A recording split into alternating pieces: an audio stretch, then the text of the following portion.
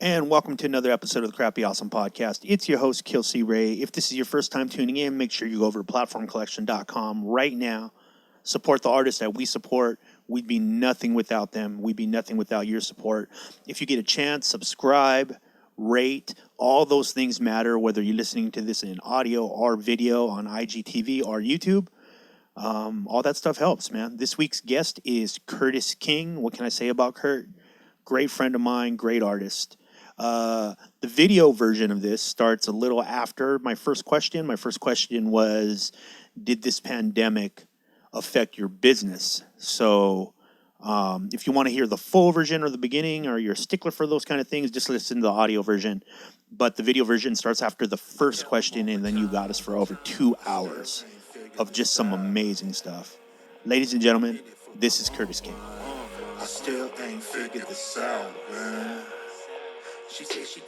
I think that the success of my business has so much more to do with where I was at mindset wise, more so than the nature of the work that I do. And like, don't get it wrong. I think that because I'm servicing producers who are primarily at home, who rely upon their art form from home, and rely upon sounds that I'm providing as a sound designer with my team, that's a huge factor. But I think a bigger factor is the fact that I did not panic and I did not stop operation, because I knew that if anything, we were going to be more needed than ever from our particular audience. But it was just a matter of how do we do this in a way that is still classy and not sloppy and not messy, and trying to take advantage of people's vulnerability during this time.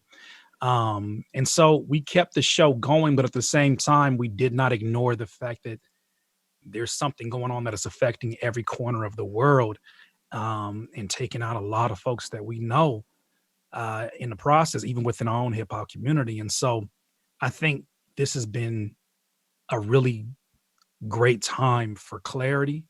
Hence the 2020 vision. Right. It's been a really good time for that. But business honestly has not shifted. Now, had I done the same things I was trying to do last year, live events, had I still been trying to do beat selling, maybe it's a little bit different. I don't know. I have to talk to some of my peers that are in there. But as of right now, business has been amazing. But it's been even more amazing to be an escape for a lot of creatives. Yeah, you say like touching on the like beat selling, or basically selling a product, right? During this time. Do you feel was there like a gut feeling of like I don't really want to be doing that right now? Or cuz I'm honestly, dude, I'm trying to figure that out myself in just making stuff in general. Like I find myself like questioning, is it time to put this thing out right now? Is it appropriate? Should I even say anything? And admittedly, a lot of the stuff that I base my life on, right? Like didn't seem that big anymore when I was watching news stuff, right? So I've been having a lot of internal dialogue. How are you dealing with that? Like, are you wrestling with that? I think that had I not gone through my low point in 2019 towards the end of the year, where I went to a place where I feel like I've already experienced quarantine. I've experienced my own personal pandemic, whatever that means. Yeah. I feel like I've experienced everything that I hear people wrestling with right now, or complaining about, or confused about. I was confused about the same exact things, just at a time when everybody was outside. And I self-quarantined myself, but I did it for my mental health. It wasn't so much, for the decision of my physical health, even though I did take that by the reins as well. Like I was still going to the gym, but more so taking walks in the morning. And that's when I first sought out therapy by going to that app, BetterHelp. Yeah. There's an app called BetterHelp that allows you to do therapy through your cell phone, or through kind of like FaceTime, but it's over the internet. And around the same time where I was having really my own little crisis, trying to figure out, what am I going to do? My private community was occupying most of my time, and I ended up kind of momentarily shutting it down because, I thought my direction that I wanted to go was mentor and teacher. And I started to miss music like no other. I started to desperately need music in my life for what it was intended for, which was supposed to be an expression of self and uh, my joy. And I think that in a rush, in an investment of years trying to monetize that joy, I lost the joy. And so, in the midst of me doing that, it brought me into teaching. And because it brought me into teaching, I lost touch with the very thing that brought me the most joy that I chose when I was 17 years old. I'm 35 now. And so, when I had this conversation with myself and I got off the internet and I detoxed from the internet and I spent a lot of time with myself, like a lot of people are right now, I realized there's a lot of things I didn't like. I realized there's a lot of contradictions in myself. I realized that there's a lot of bullshit that I needed to call myself on. And so I did it.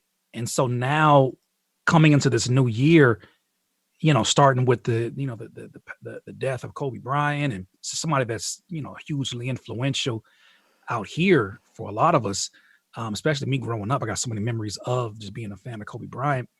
I think from the jump, I learned something different about myself in terms of how I deal with the bad news in comparison to the average human being or the average Yeah. artist or producer, if you want to compare it. So a lot of the things that Wait. I How so yeah. though? Like, what do you? So I think a lot of the issues we deal with Uh huh. when it comes to wrestling with concepts are really internal issues first, right? Sure. They're un- trying to make the connection between the way that you know yourself and the way that you're perceived. Trying to get better clarity upon, well, I know that I'm not being um, inhumane or inconsiderate by releasing my art. I'm just doing what brings me joy and I'm trying to share it. You know that internally, but some people, sometimes you don't know that internally. So there's a bit of a wrestling match there. Mm-hmm. Then add on top of that cancel culture. Then on top of that, strangers coming along and saying, is this really the time? Like them kind of like co-signing those worries that we have about ourselves. It creates so much confusion that a lot of folks just end up doing nothing at all. And I mean, in my opinion, if you create uh, you're creating something that helps people. And if it helps people and if you're not there to help them, then it's almost like not showing up for a friend. Yeah. So I don't have that wrestling. My wrestling matches mentally now come down to, I know what this is going to bring from the internet. Do you want to engage this? Because it's Mm-hmm. going to come. Do you want to engage this? Because a lot of people are nines waiting to be tens. There are a lot of matches right now that just need to be struck. They want to be striked, right? They're Yeah. just waiting on their Right. timeline, waiting. Like, what do you mean by that? Why Yeah. did you say that? Why did you say it this way? And so, me understanding that's an internal issue first makes me say, okay, who do I bring value to, and what are they looking for right now? And then the wrestling match kind of just comes to an end Right. because I Because then know, you just fill in with yeah. that And then same energy. I know too, there's going to be a new normal, and it's going to be a point in time where Right. people are going to look back at this time period, and I make the joke that there's a lot of rappers, that are I guess more famous that we're doing the money phone and just outlandish, showing off the jewels. They're not doing that Yes. now. They're not Yeah. even you're not even seeing selfies anymore because folks are seeing the gray hairs in the beard, and you're seeing them in their natural phase at home because everybody's in the same exact position. So I think that I think that now is not the time uh, uh, to be hesitant, to be afraid. I think that right this year, aside from anything specifically, has been a year of clarity. It's been a year of 2020 vision, and that all the things that have been in the dark are coming to light. We're exposing ourselves to ourselves, and that's the only way change is going to happen. You can't you can't scare people into change. You can't cancel them into change. They have to be who they are, see who they are, and feel a absolute need to change because they don't feel like that aligns with who they truly are. So no, I'm doing more observing than jumping in the mix of things because I just feel like that's keeping that's keeping me in a good place Yeah. to look at things. Man, you hit on a bunch of stuff I want to talk about now. So, For sure. okay, You know so how it is when we get yeah, on here. yeah, That's yeah. why And I've that's been why getting like ready. I've been getting. any I make a mistake of like making a script in my head, almost like, okay, I want yeah. to get this, and then like you start talking, and I'm like, all right, well, fuck that. Let's But dive into Chris, this. this is why anytime you hit me up, and I need your audience to know this, anytime Yeah, Chris hits me up, it's a yes. It's an absolute hell yes, because there's only appreciate so that. many people that you can that you know you're going to be on that level with. And I think a lot of folks, they get into this space to interview, and they're just asking questions to be heard and not to Mm, have an actual dialogue. And I think that's something that you've mastered the art of, and it has created. I just wish we could have got some video on some of those early right? interviews, but it's Yeah. created some of the best dialogues. And you've been a part of a lot of stuff. Like even when I had my first dialogue on camera with Tumex, that was Yeah, that captured was by you crazy. guys. And I mean, that was for me. I was a student. I was just sitting here listening to him, share his stories and what he's experienced and how it relates to the era that I was in. And so I just have to give you your flowers. That's all. That's it. Thank you, man. Yeah, I definitely like this. I can assure people we're gonna. I if I put another 300 on the board, it's not gonna be surprising because I could definitely. At this point, I feel like I said, I love this platform. Especially, I like the Mhm. feedback that I've been getting from our audience. Because now I used to, I used to feel like they'd be hanging out with us, and they were right. Like they'd be hanging out Yeah. with us in their ears, but now they really feel like they're hanging out. Mhm. And it's been cool to. We're gonna get into all of that because there's a lot of questions I have to ask you. Like I want to ask you Okay. about YouTube and the state of YouTube and Sure. your thought. But going back to some of the stuff you touched on. So when you're you said you were like missing music, right?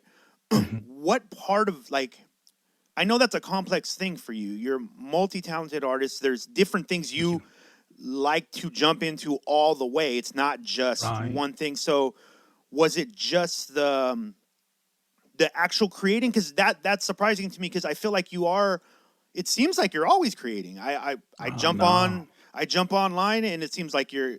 Does that not count for you technically, like in the cultural part? Like I mean, in the creative part of your own mind? Well, it used to not count when I was Uh online and I was live making beats because I was so preoccupied with so many different things. As a camera on? Am I in focus?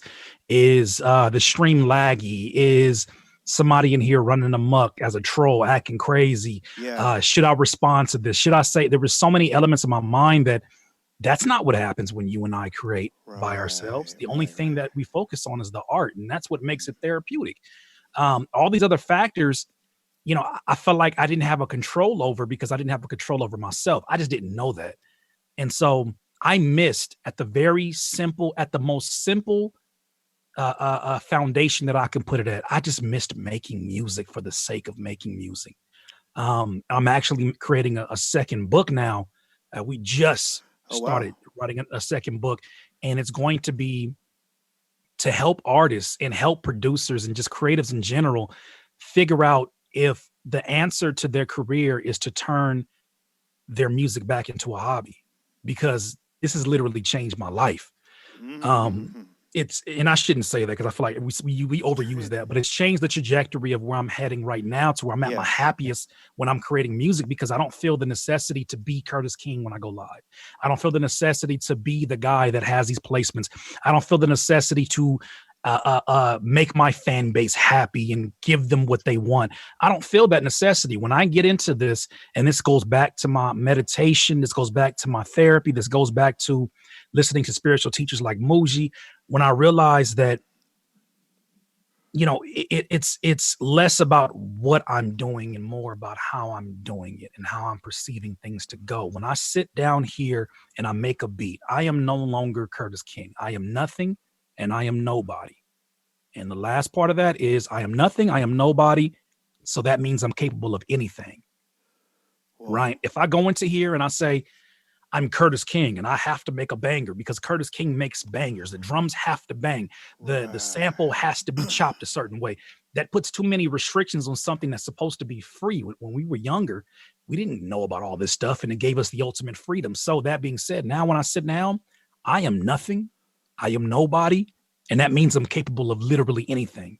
So I should not surprise myself in the process when I do something that's creatively out of character.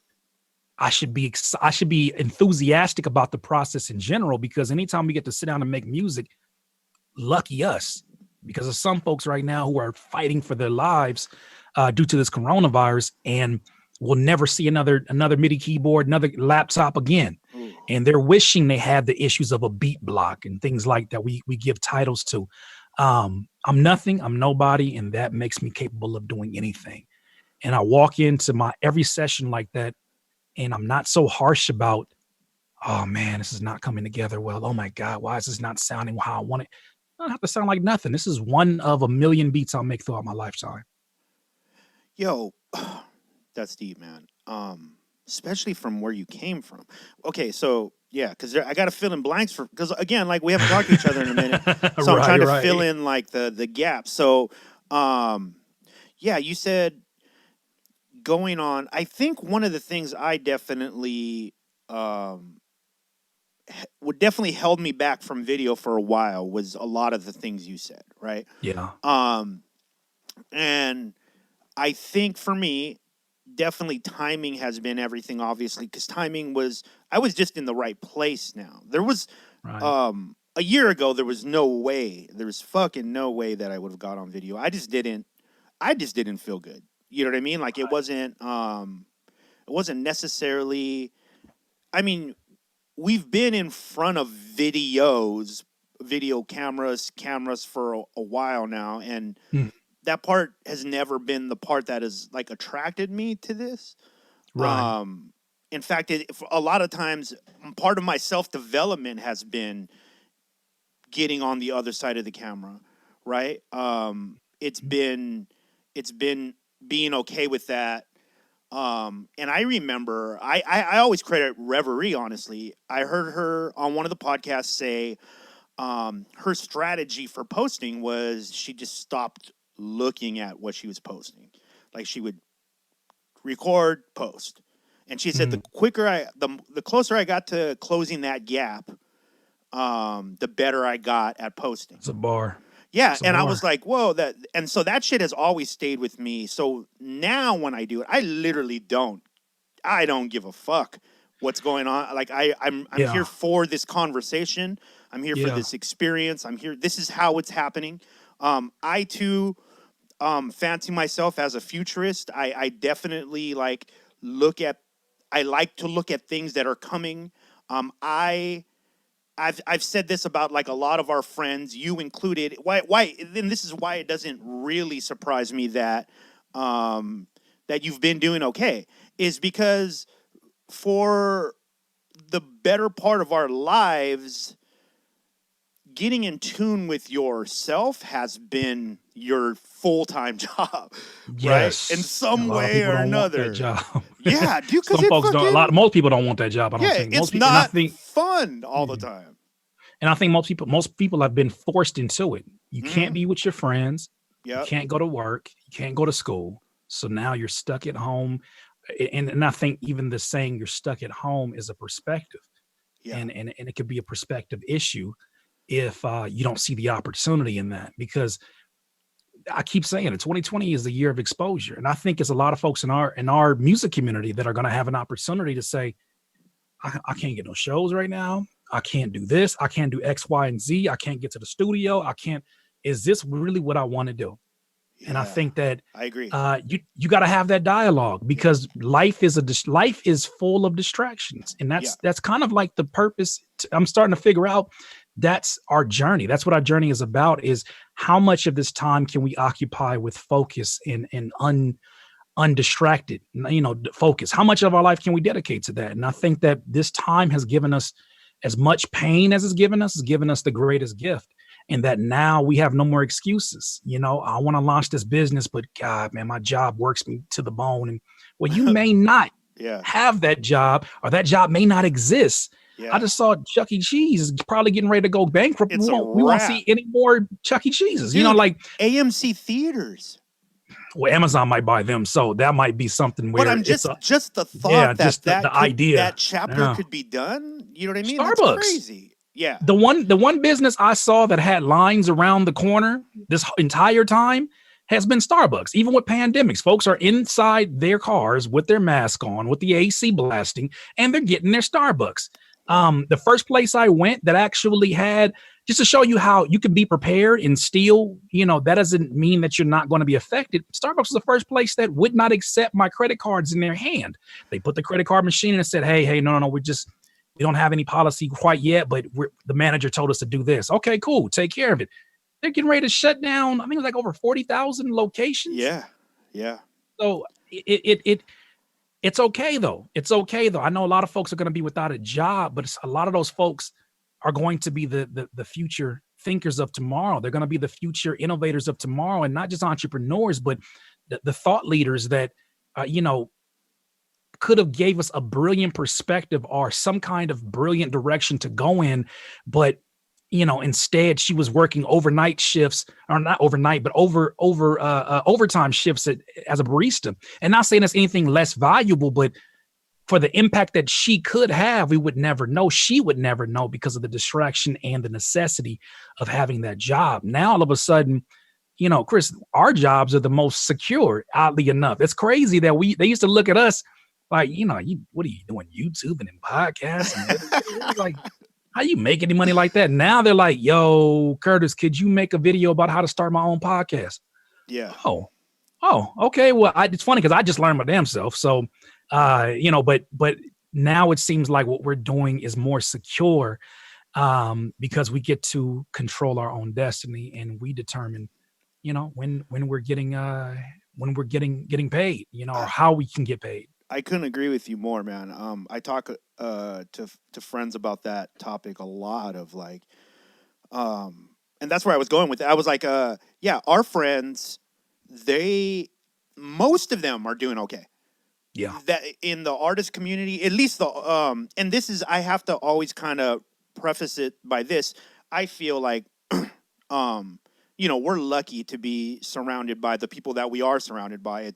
There is something very special about the community that the community of friends that we all kind of know, Sure. where we don't have a whole lot of issues in general of just people. They're really good people. But that being said, most of them are very battle hardened.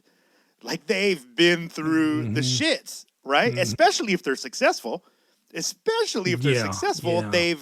they've gone through, they've been at the lowest lows and the highest highs multiple times. So Yeah.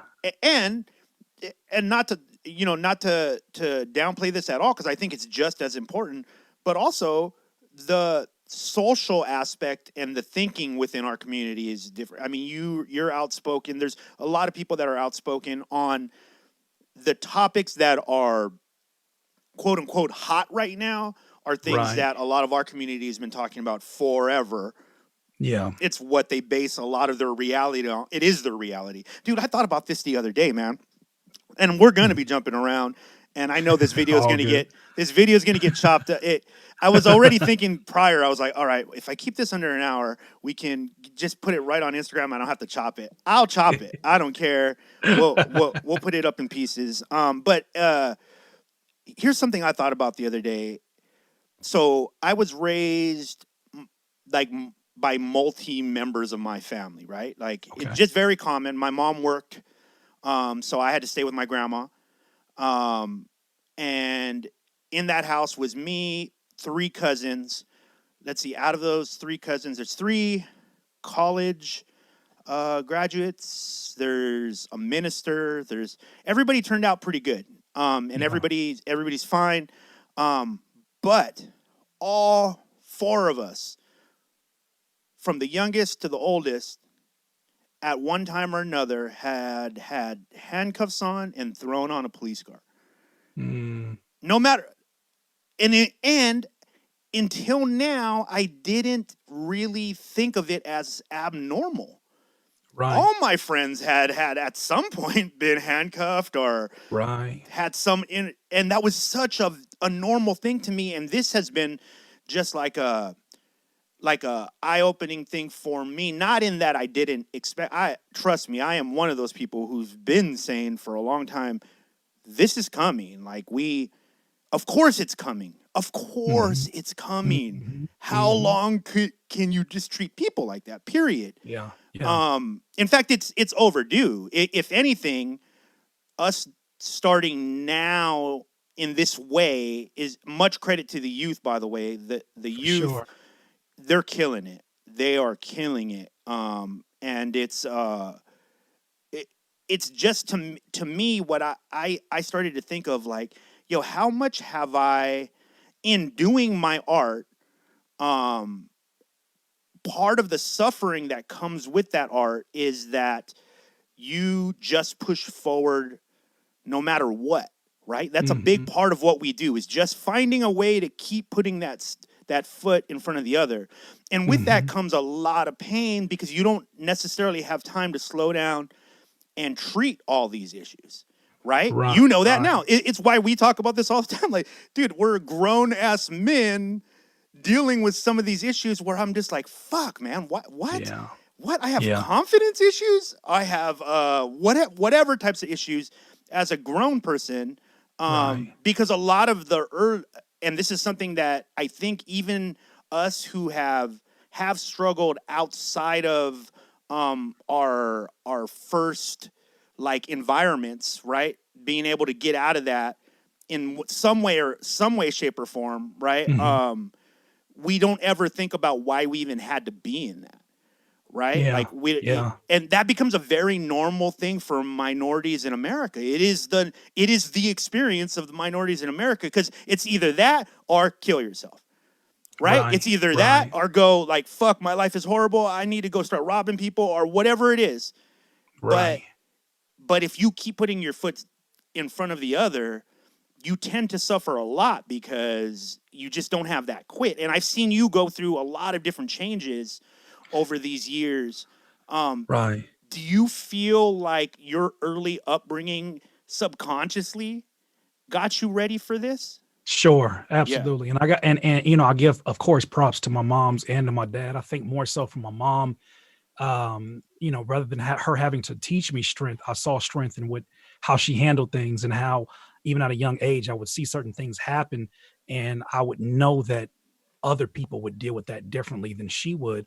And to see that in her was something that inspired me lifelong. But I got to give props to my dad, because my dad, early on in my life, he was like, I don't want to say he was like militant black, but like a lot of the books in his library and a lot of the teachings. I mean, he took me to the LA riots when they announced that the officers that did what they did to Rodney King, Yeah. when they got off, and I saw the first trash can go through the first gas station. I Oh, didn't even know wow. what riots were at that point. Like, riots to me were something that only happened during the civil rights movement in my young mind in Right. 92. Right. And I remember the first trash can going through the glass, and I was like, dang, he's gonna get arrested. And then I remember just walking down the street, and my dad said he literally held his hand on my chest, and he felt my heart like about to come out of my chest, because all I saw was just utter chaos and looting. And I saw people going in. I saw that up in front in 92, when it wasn't no social media. So folks do things a little bit differently when ain't no cameras out. And so I remember that. But at the same time, I didn't look at that from a young age and say, these are terrible people. The Yeah. first thing that came to mind was, oh, they're pissed. I hope they don't do anything to us, because it was my dad, myself, and my stepmom. We were just trying to make it back to the car, but we were walking down the street because the parking was crazy by the courthouse where they announced it on a megaphone. And I remember, like, my hands were shaking, and I was terrified, but I was just watching all of this. And my dad said it one time when I went to go visit him in one of his classes. He's a professor now. I went to go visit him in his class, and he was like, that moment taught me something about you, because your perception wasn't that of somebody saying these are terrible people, but why are they angry, and why are they reacting this way? And that's another dialogue that we had. But I say that to say my dad, in particular, because he exposed me very early to like the teachings of Malcolm X, the teachings of the Black Panthers, the teachings of, Martin Luther King Jr. And he gave me, like even like Nation of Islam, I was exposed to really, really early. And so I saw so much and I consumed so much to where, especially as a light-skinned Black male, which, in some circles with some of my folks, they don't think that I'm Black enough. And then I go around, some of my white friends, and I'm the token Black at that point now, just because I'm existing there. And so it put me in a place where it was like I was a lot more Blacker than I looked within. And so my whole life has been built off of the foundation of that. And what that looks like is there's partly some confusion because there's a lot of conversations that as a young person, I just feel like your brain is not quite ready, even though we should be exposed to it, especially as Black kids. We should be exposed to that there are biases and that there are people out here who already make their judgments upon you. But I think more so important than that lesson is the fact that human beings act like that. And not just white people, not just these people, not just. I would want my son, when we have that conversation, I want him to know that certain people will look at you, even being a light-skinned Black male, with a certain bias. But I don't want you to associate that to just one group of people, because it isn't just one group of people. I'll give you an example. Pass a church when I'm younger. I pass a church with my pants down. It's an older Black man pointing his finger up. Pull your pants up. You look like a thug. Well, that's him stereotyping me based upon how I look. In the same way that I walk into a liquor store and, a white guy is like looking at us or whatever, and he's searching, making sure we're not stealing anything. The same bias exists because different eras have been exposed to different ideas of what they consider moral or what they consider an upstanding citizen, what they look like. Sure. So I want my son to be exposed to the truth of things, but also to realize that these are deficiencies in all human beings. These are biases that exist in all human beings. And to just be aware of that. Because I think that we get, my folks, and I feel like I can speak just for myself from what I've observed with my folks, is that we, in moments like now, we come together and we unify and we're ready to protest this because we can all agree that this is wrong. What happened to George Floyd is absolutely wrong. What happened to Breonna, what happened to Philando, what happened to all these names is wrong. We know that. But I think that what we have to, at some point, I think it's going to happen. I don't think we have to even force the issue on this. We have to evolve our thinking. And I think a lot of us do feel this way, but more of us need to evolve our thinking into less about all of us being the same and more so that all Black pain doesn't look the same. All Black pain doesn't feel the same. Just like all brown pain doesn't feel the same. There's so many different experiences, right? There's levels of poverty that as a Black man, I haven't experienced, but that I have experienced on my own level, but I had a different perspective of it because that hasn't been the story of my entire life. Right. So when I look at the idea of being a strong Black man, that resonates with me, and it resonates with me so deeply, I don't even have to say it. I just am it. And I don't walk around with my chest poked out. I just feel it. And so a part of that makes me feel like, and I've talked about this on my podcast, is that I don't have the same reaction when I see the video of George Floyd. Not the same. I mean, I have the same initial one that this is like terrible to see. But I start looking at newscasters. I start looking at even some of my peers with a different lens when I see them replaying it, sharing it on their social media, right? Zooming in on it. And I know that they have good intentions. Well, the friends of mine, I'm assuming, have good intentions. The media I can't speak for because I don't know them. But the constant replaying, all I can think about is a family that this just happened to. The wound is still fresh, and all they see is just the murder of somebody that they love repeatedly on loop on every single channel, right? Even if it's not the actual moment of death, the fact that it's out there has got to, I don't know what that does to you in the long term. It's got to be horrible. It's got to be horrible, right? But that's what I'm saying is that, I look at what's going on, and I'm sorry, I'm straying away from the original question. No, please. when I look at everything that's going on, I look and I say, you know, there are certain folks that are calling for equal rights. There's certain people who are calling for just folks to be civil. And I look at it and I'm like, people keep saying it's up to white people to make the decision so that we can all be in peace. And I'm like, I don't feel powerful in that point of view, having to wait on somebody to feel, a group of people to feel, and I know all of them don't feel the same, Right. right? All of them are not the same. It's like we are not all the same. Right. So Right. I come from a place of personal power in that the one thing I hope to be an example of is that instead of me, because I have an audience that's made up of many different races, Yeah. instead of them having to hear from me that we're powerful people and da da da da, and I want to just be that. God, the strength in there's people on there that I know don't have any black friends, but they watch my video. Right. And if they can at least hear one perspective that changes their stereotypes and their biases, if I present something in a way that says, damn, that's the only person bringing me clarity during this time, it has to shift how you feel about a group of people if you do have a bias that exists. Right. And then when you see there's more, there's so many more that are like-minded in that, it just changes things. But I think that change happens with time. Change happens with, it has to get ugly before it gets better. But I'm just coming from a place of I don't want to feel like a victim. I don't want to walk to Walgreens, and even though I know the little old, little old white lady that's smiling at me and giving me the dog eyes, I know that she's feeling empathy or trying to attempt empathy, but I don't want the dog eyes. Right. Like I want my strength to be an example, right? But at the same time, that's just me personally. She has to do the dog eyes thing. Oh, you're gonna be okay? Are you all right? She has to do that and then evolve it into something else eventually to a respect. But I don't like the sentiment of people feeling sorry for us. We are minorities in general. We're very powerful, very, very powerful spiritually, very, very um we have a lot of endurance. We've seen a lot of things. And I think that I want to make sure that we highlight more of our strengths instead of them replaying murder porn of us at our most vulnerable places. That's something that has resonated with me. This is what I'm looking at it from that lens of Yeah. how can I show more examples of us in power places, which is another reason why I feel like we should continue to share our art form. Mm. That's battle hardened.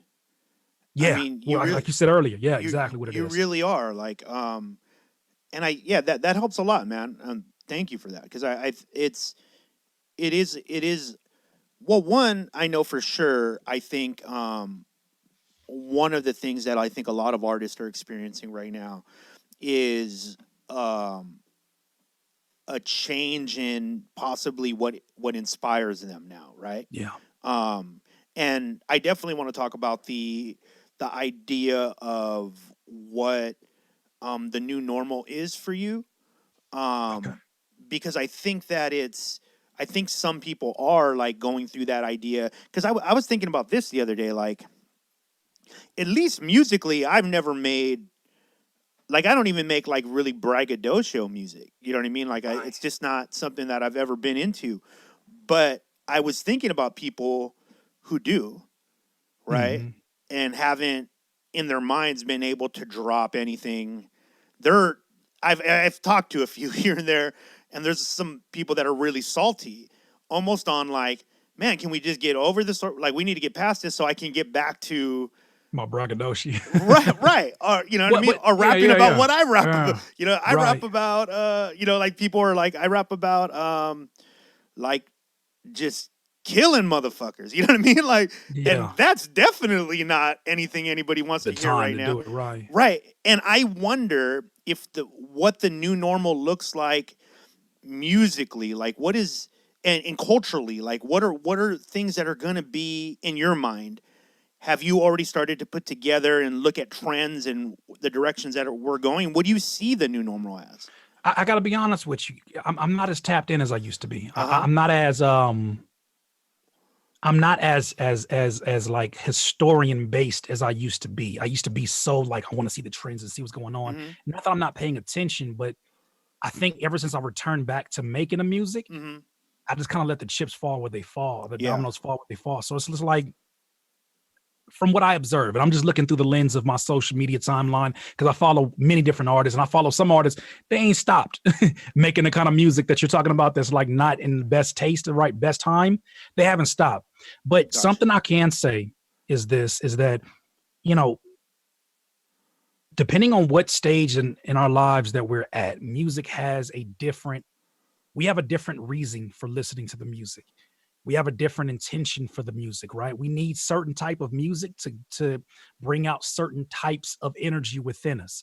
And if we're looking at music as an energetic force, as badly timed as making music about killing folks is, there's an energy that exists in that.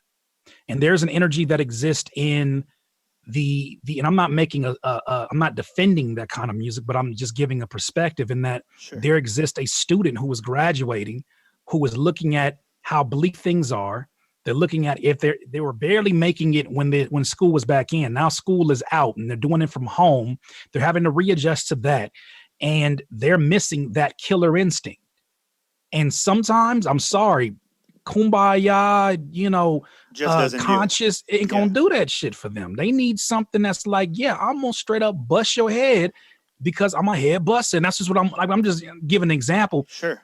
They need a certain type of energy that speaks to a certain part of them. This is something that I experienced at, when I went to the Tony Robbins event years ago, is that, he was saying that we need to be careful of the language we use for ourselves, because we know that it has a different impact. Language has so much power. How do we know that? Use the B word, around a woman that's like, no, you're not going to do that. But then watch her use the same word about that to one of her homegirls, like, oh, B, you tripping, like, whatever, Right, girl. right. Like, it holds different value, but depending on how you say it and how it's expressed, it carries an energy. And so I'm not saying this to give them an excuse, because I mean, obviously, I don't make that kind of music. I don't talk about that kind of stuff. I like to think that my music starts as a self-reflection and then ends up being a tool for those who are listening to do some self-reflecting themselves. But I'm not immediately. Yo, whoa. Say What's that that? again. Say that again. So I think that my music is a means of self-expression for the purpose of helping those who listen to it do some self deep diving and expressing Yes. for themselves. Dude, that is the dope. That's it. That's so dope. That's so dope. Damn, that summed up a little. That's dope. I'm gonna use that all the time, by the way. Chop, micro content. Chop, Micro, chop. yeah. I'm gonna use that, by the way. Just to let you know. That's amazing. No, it's all good. It's Yeah. all good. But I think from that lens, I start to realize, and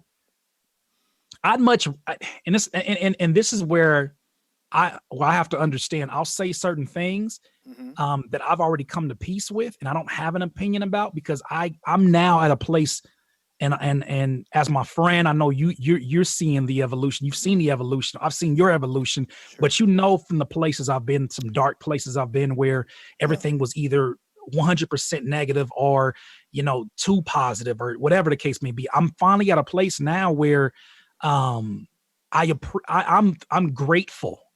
Literally grateful for the negative and the positive. I'm grateful for both, for their existence, because one does not come without the other. And if I say that, then I have to then extend that to the artists who are making, this music. Cause I'm like, I'd rather you make that music than actually be out there killing folks or killing protesters or using that energy to actually hurt somebody. If it takes you expressing that through your music and that drives somebody to have a killer instinct to go graduate, I'm not saying it's right, but I'm saying that it exists for a reason. And you'd be surprised how some of your people that you hold up in a highlight, not you in particular, but the audience, people that you hold in a highlight that were inspired by some really rugged and rough energy that you would not even expect. Like, I'm sure Obama had some playlists that we have no idea about, that he couldn't express as president. But he's from the Chi. Come on now, you already know. You probably don't even want to box him. Yeah, and you know what? When you think about it in terms of our era, it has to be something that is controversial for our era. And I think about James Brown in the midst of all the stuff he was going through personally and the stuff that was happening in society, to make a song like "Say It Loud." I'm Yeah. black and I'm proud. That had to be like, Yeah. oh, I can't believe you would. What is this? This is like that had to be like of Yeah, people shot at him. come on He now. would get Like that had to shot be of the at. level of how people are treating just the term or the phrase Black Lives Matter and how they get so, tight about it. But it's like to say that in that time period, I don't think that now is just a classic hip hop record that we've all probably Right. tried to sample or whatever. Yeah. But at the time, that was very polarizing. So I look at that and I realize that in order for something to be polarizing now, it has to go to that level, like you said, of the killing of whatever. And I think that those folks who make that music, they're experiencing their own evolution. Because here's the thing about it, they're driven by results the same way that we are. When Right. that doesn't get them what they want, when their streams money start going Ooh. down, and they realize like little baby, what's is his name Little Baby? I'm Yeah. tripping. Yeah, you're Little Baby. talking. Yeah. He just released a song that was had like a lot of what they would call like socially conscious lyrics in it. Yeah. Now And he that was makes somebody, not doing that before. he was not doing that before, but Yeah. it shows you the evolution Yeah. of those that are using this as an energetic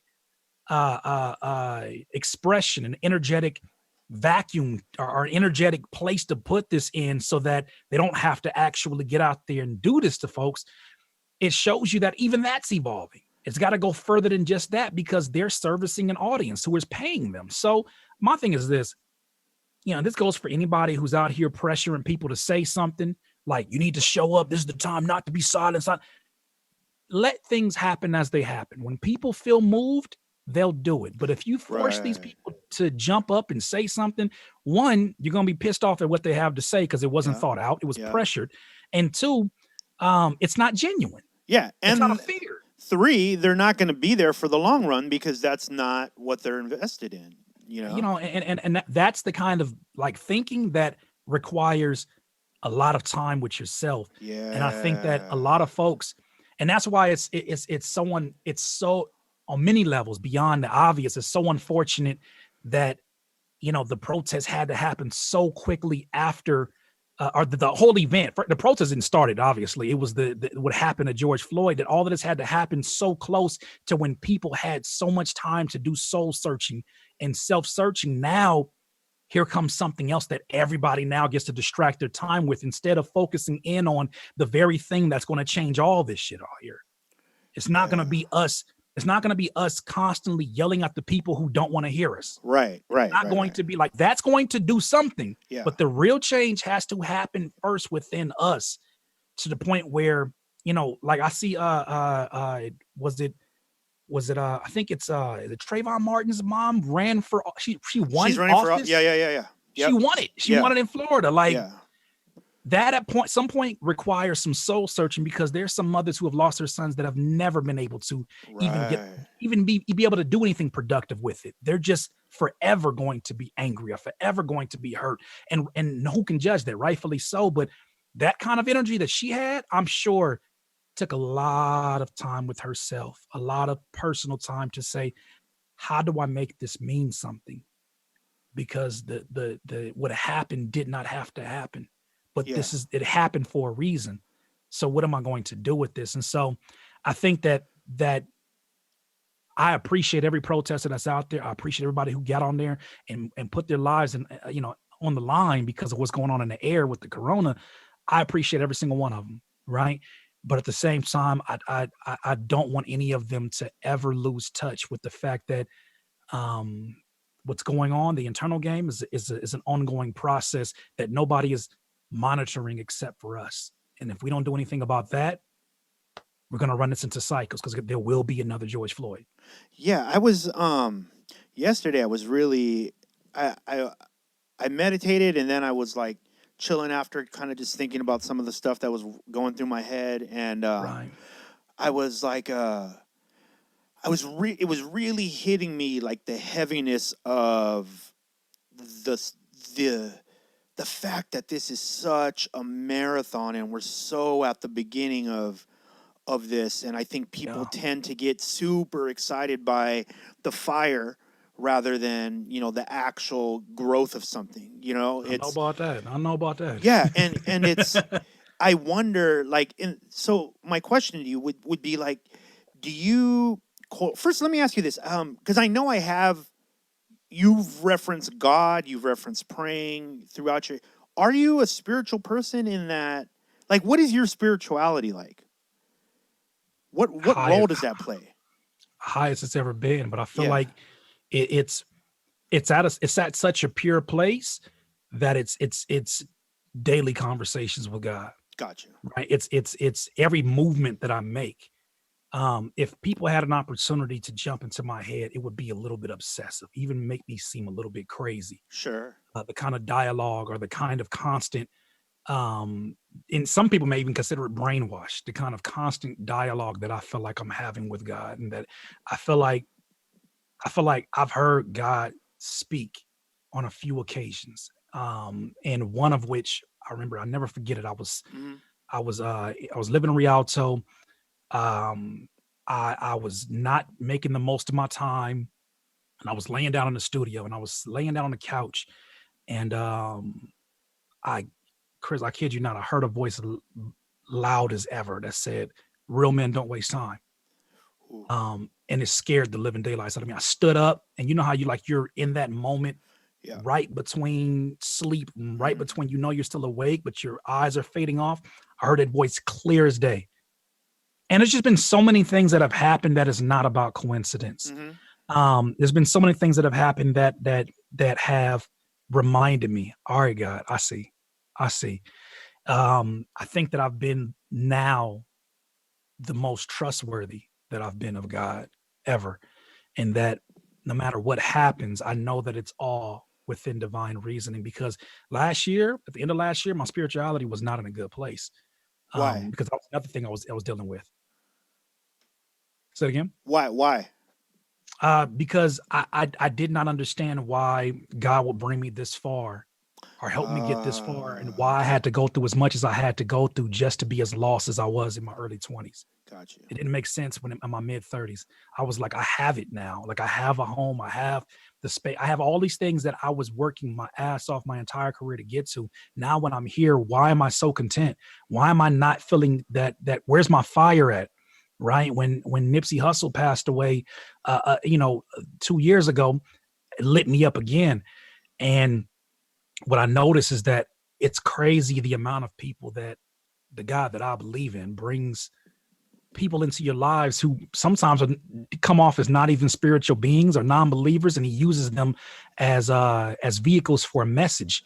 And one of the messages I got from one of my good friends, Epic, was that the reason why your fires keep getting put out is because they're fires.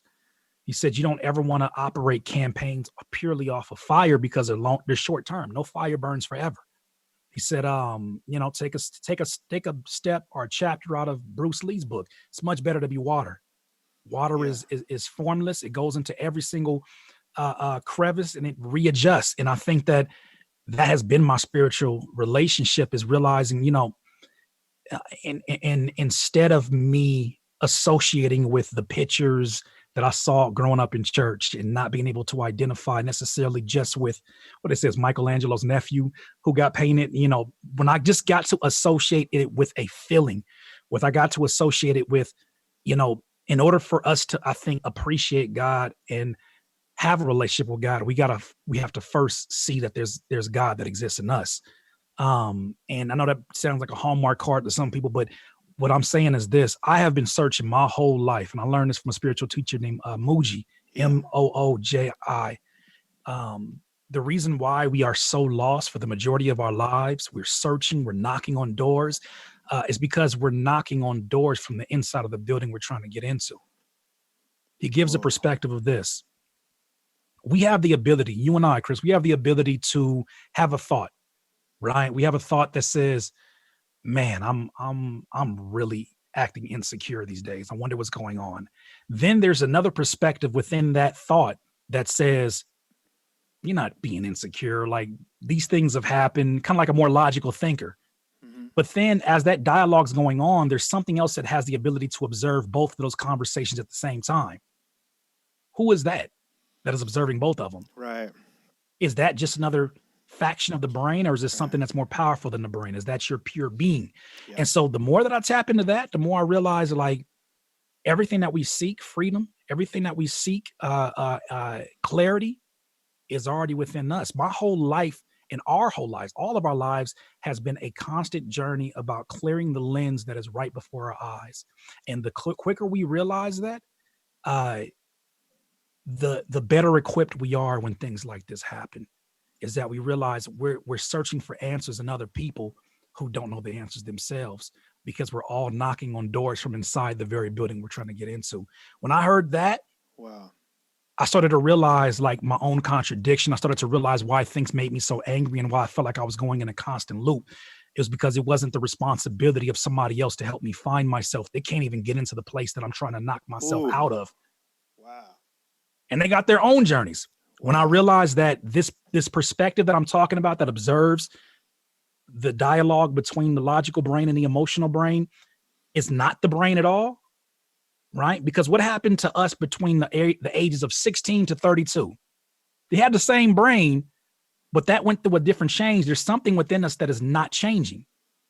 Muji calls that the pure being. So when I look at it from that perspective and I realize, damn, there's something within me that is already so pure and full of every answer that I'll ever need, that my journey is not about reading every single book trying to get to a place. It's literally revealing myself to myself. And the more that I do that, the easier this journey becomes.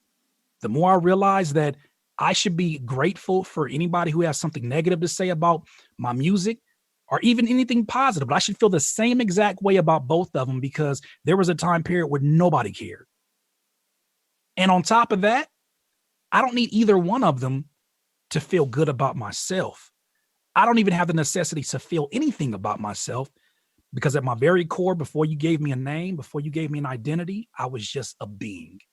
Before I was Curtis King or Dewan or whatever, I was just a being that came out, right? And even before that, in the embryo, I was something still. So I think the more that we tap into that and we realize, everybody plays a role. Everybody's important in what they're doing. I'm not saying to say people are doing the wrong thing. Everybody's doing what they're supposed to be doing. Everybody has a role. But at some point in time, our biggest breakthrough is going to happen internally before it happens. Anything else externally happens internally first.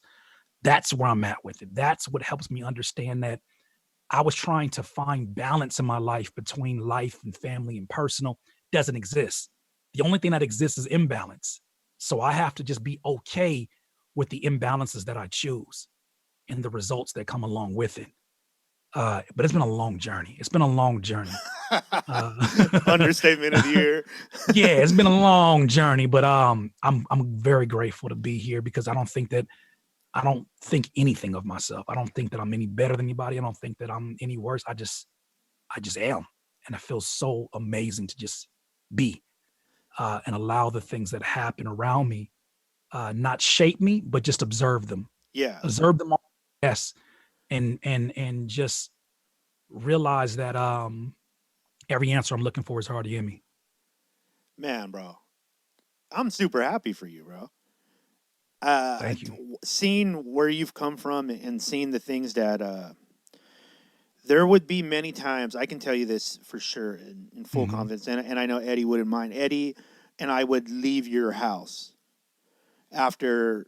I've never been to your house and not had a deep conversation first, so people know. So this is why we're good friends. yeah. It So goes beyond the music for sure. It goes way beyond the music.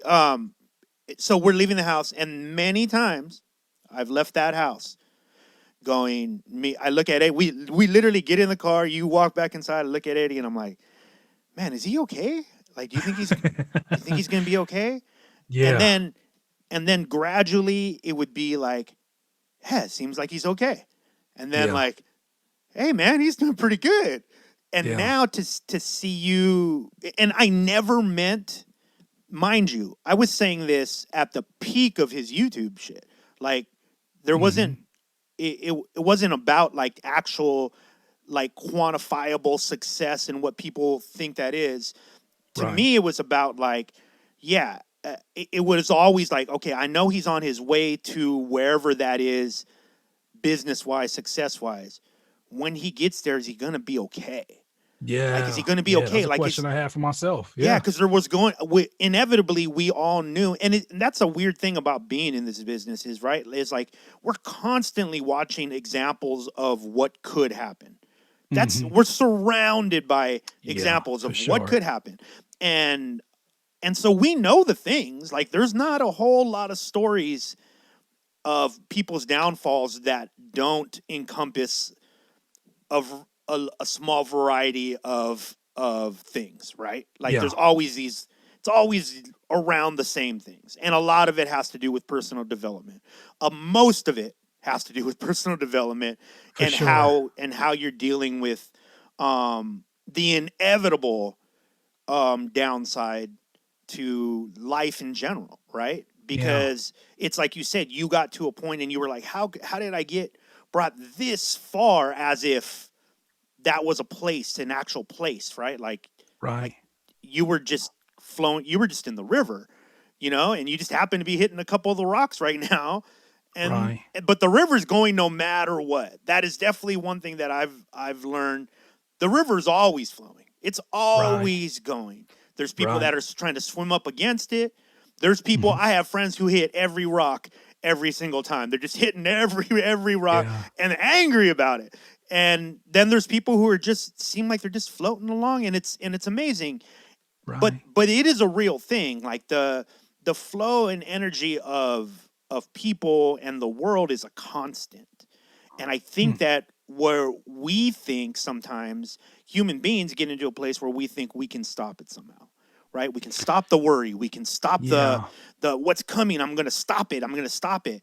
As opposed to what you're saying is understanding that it's the river's flowing no matter what. You If want the you're problems. Yes, you do, bro. So much so. I said this the other day. I Yeah. was talking to Fame, actually. Okay. We just had a podcast with Fame, another dude that I love building with. Such a cool perspective. And, he was talking about how he went through, his depressive sides. And we know that. I mean, Fame wears his shit on his sleeve. Um, Absolutely. but we were talking about how, if you're not careful sometimes, especially in like a downswing, right? When things Hmm. are, and that can be now, I know definitely too, at the age I am now and the experience I've had, it's like taking care of yourself is all encompassing because all those things can affect it, right? Absolutely. Relationships, health, mental state, all those Right. things have a place to do it. And in my job for me is I am a fucking astronaut. To me, in Hmm. my head, I'm an Hmm. astronaut. I'm I don't mind going to the places that are very, very scary in my mind in order to figure myself out. Yeah. Because those things, and that was a, trust me, that is a very trained thing. It wasn't something that I was born with. It Yeah. almost killed me. Batteries not included. Batteries not included, and it almost killed me. It almost killed me Yeah. until I could get in control of it. You know what I mean? To really understand. And now I, oh man, literally every morning, Curt, I go and I think like, man, thank you for those hard times. Whoa, those hard times were Yeah. amazing. And I tell people now, like, when you're going through these things, and me and Fame were talking about this, like how right on the other side, if I have any advice for anybody who might be thinking like, this is too much, right? Mm. Because I Mm. fucking been there. I know what that is. It's not. It's it's an indescribable feeling of like, maybe I don't want to do this, and knowing, all I can say, this is all I can say. I don't know your situation. I don't know what you're Right. going through. I can say this though. On the other side of that feeling is amazing, like an Well, amazing, yeah. thing. I was gonna say, can I add to that very concept right there? Mm-hmm. Especially if we have folks, I know a lot of folks are hurting right now, and a lot of the stuff sounds like, well, I'll get there one day, and when I get there, I'll be grateful, but I'm just not there right now. I think that even besides the hope that things will be better on the other side, I want them to look at back at their lives and realize every moment of massive growth, how much of it occurred off the back end of you being in a good place or Mm. you being in a bad place? Yeah. Massive growth, the things, the change we want, the financial growth, the spiritual growth, the relationship growth, everything that we desire has not come off the heels of us being in a comfortable and happy place, has not come there. It came from some rugged, dirty, nasty, painful place. You have to go through it, and not just have to go through it. You should be grateful because it means that you're closer. When you're Yeah. going through the ugliest part, you're exposing yourself to who you really truly are at this point in time. And when you see it and you see the reflection, you can then make a decision that many people ignore, which is, I don't like this and I want to change that. So, the way that that's going to happen is to constantly be exposed to that other side. So, when painful things happen, when it gets too much, that's literally what unlocks the abundance that you want. You want to go through too much so you can have too much, right? Have too much love, have too much money, have too much, to the point where I know financially there's been some times where, money was everything to me. And the moment that I shouldn't say the moment, but the work that I put towards getting to this place right now, I operate an entirely new business, and already in the first 6 months, it's the most successful business in its start, slap experts, that I've ever had my hands on, and it's the easiest I've ever had it. It's the easiest process ever, but it's gone through many different failures of businesses, including CurtisKingBeats.com to a certain degree. As much as money as it made, the way that it exited wasn't the most ideal way to do it, but we did it. And so I learned from those lessons. And the thing about it is, I think this generation is, as much as they're happy to show all of their lives, they're not so eager to show you their growth. A Yeah. lot of people are afraid. That's why we look at people showing their growth as entertainment on YouTube. That's entertainment, when that should be the norm for all of us. We should be showing those moments when we suck at the piano, and then a month later, this is my check-in. I'm getting a little bit better, and I still suck. A year later, I'm still not where I want to be, but I'm not on suck as much as I did 11 months ago. We should be able to show that, especially in an era where people want that kind of entertainment, but we don't. And and a lot of people, like, they'll laugh at me when because I'm a verified account, which why I go to that idea of not being, I'm nothing and I'm nobody, because that humbles me. They look at my social media verification and my numbers, and they're like, there's only 40 people in this live stream. And I'm like, thank you. I'm glad there's only 40 people, because those only 40 people to you, I'm it's abundance to me, because I know how to be grateful. I know how to handle that. If I can't handle that blessing, I don't deserve 80. If I can't handle 80, I don't need 160.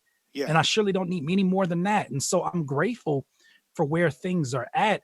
And we only have what we need. How much money we're making is only dependent upon how much we have deemed somewhere in our mind what we need. And we won't make a cent more than that Right. until we decide that, okay, I need this. And it has to, when it's a need, everything shifts in your life. What time you go to bed, what time you wake up, how long you work on your work, how, the idea and concept of work, what it really is. So embrace these moments, embrace this pain, embrace the confusion, embrace all of this, because, and at the end of it, it has to be when you're rock bottom. Les Brown says, if you're going to fall to rock bottom, make sure you fall on your back, because if you can look up, at least you can get up.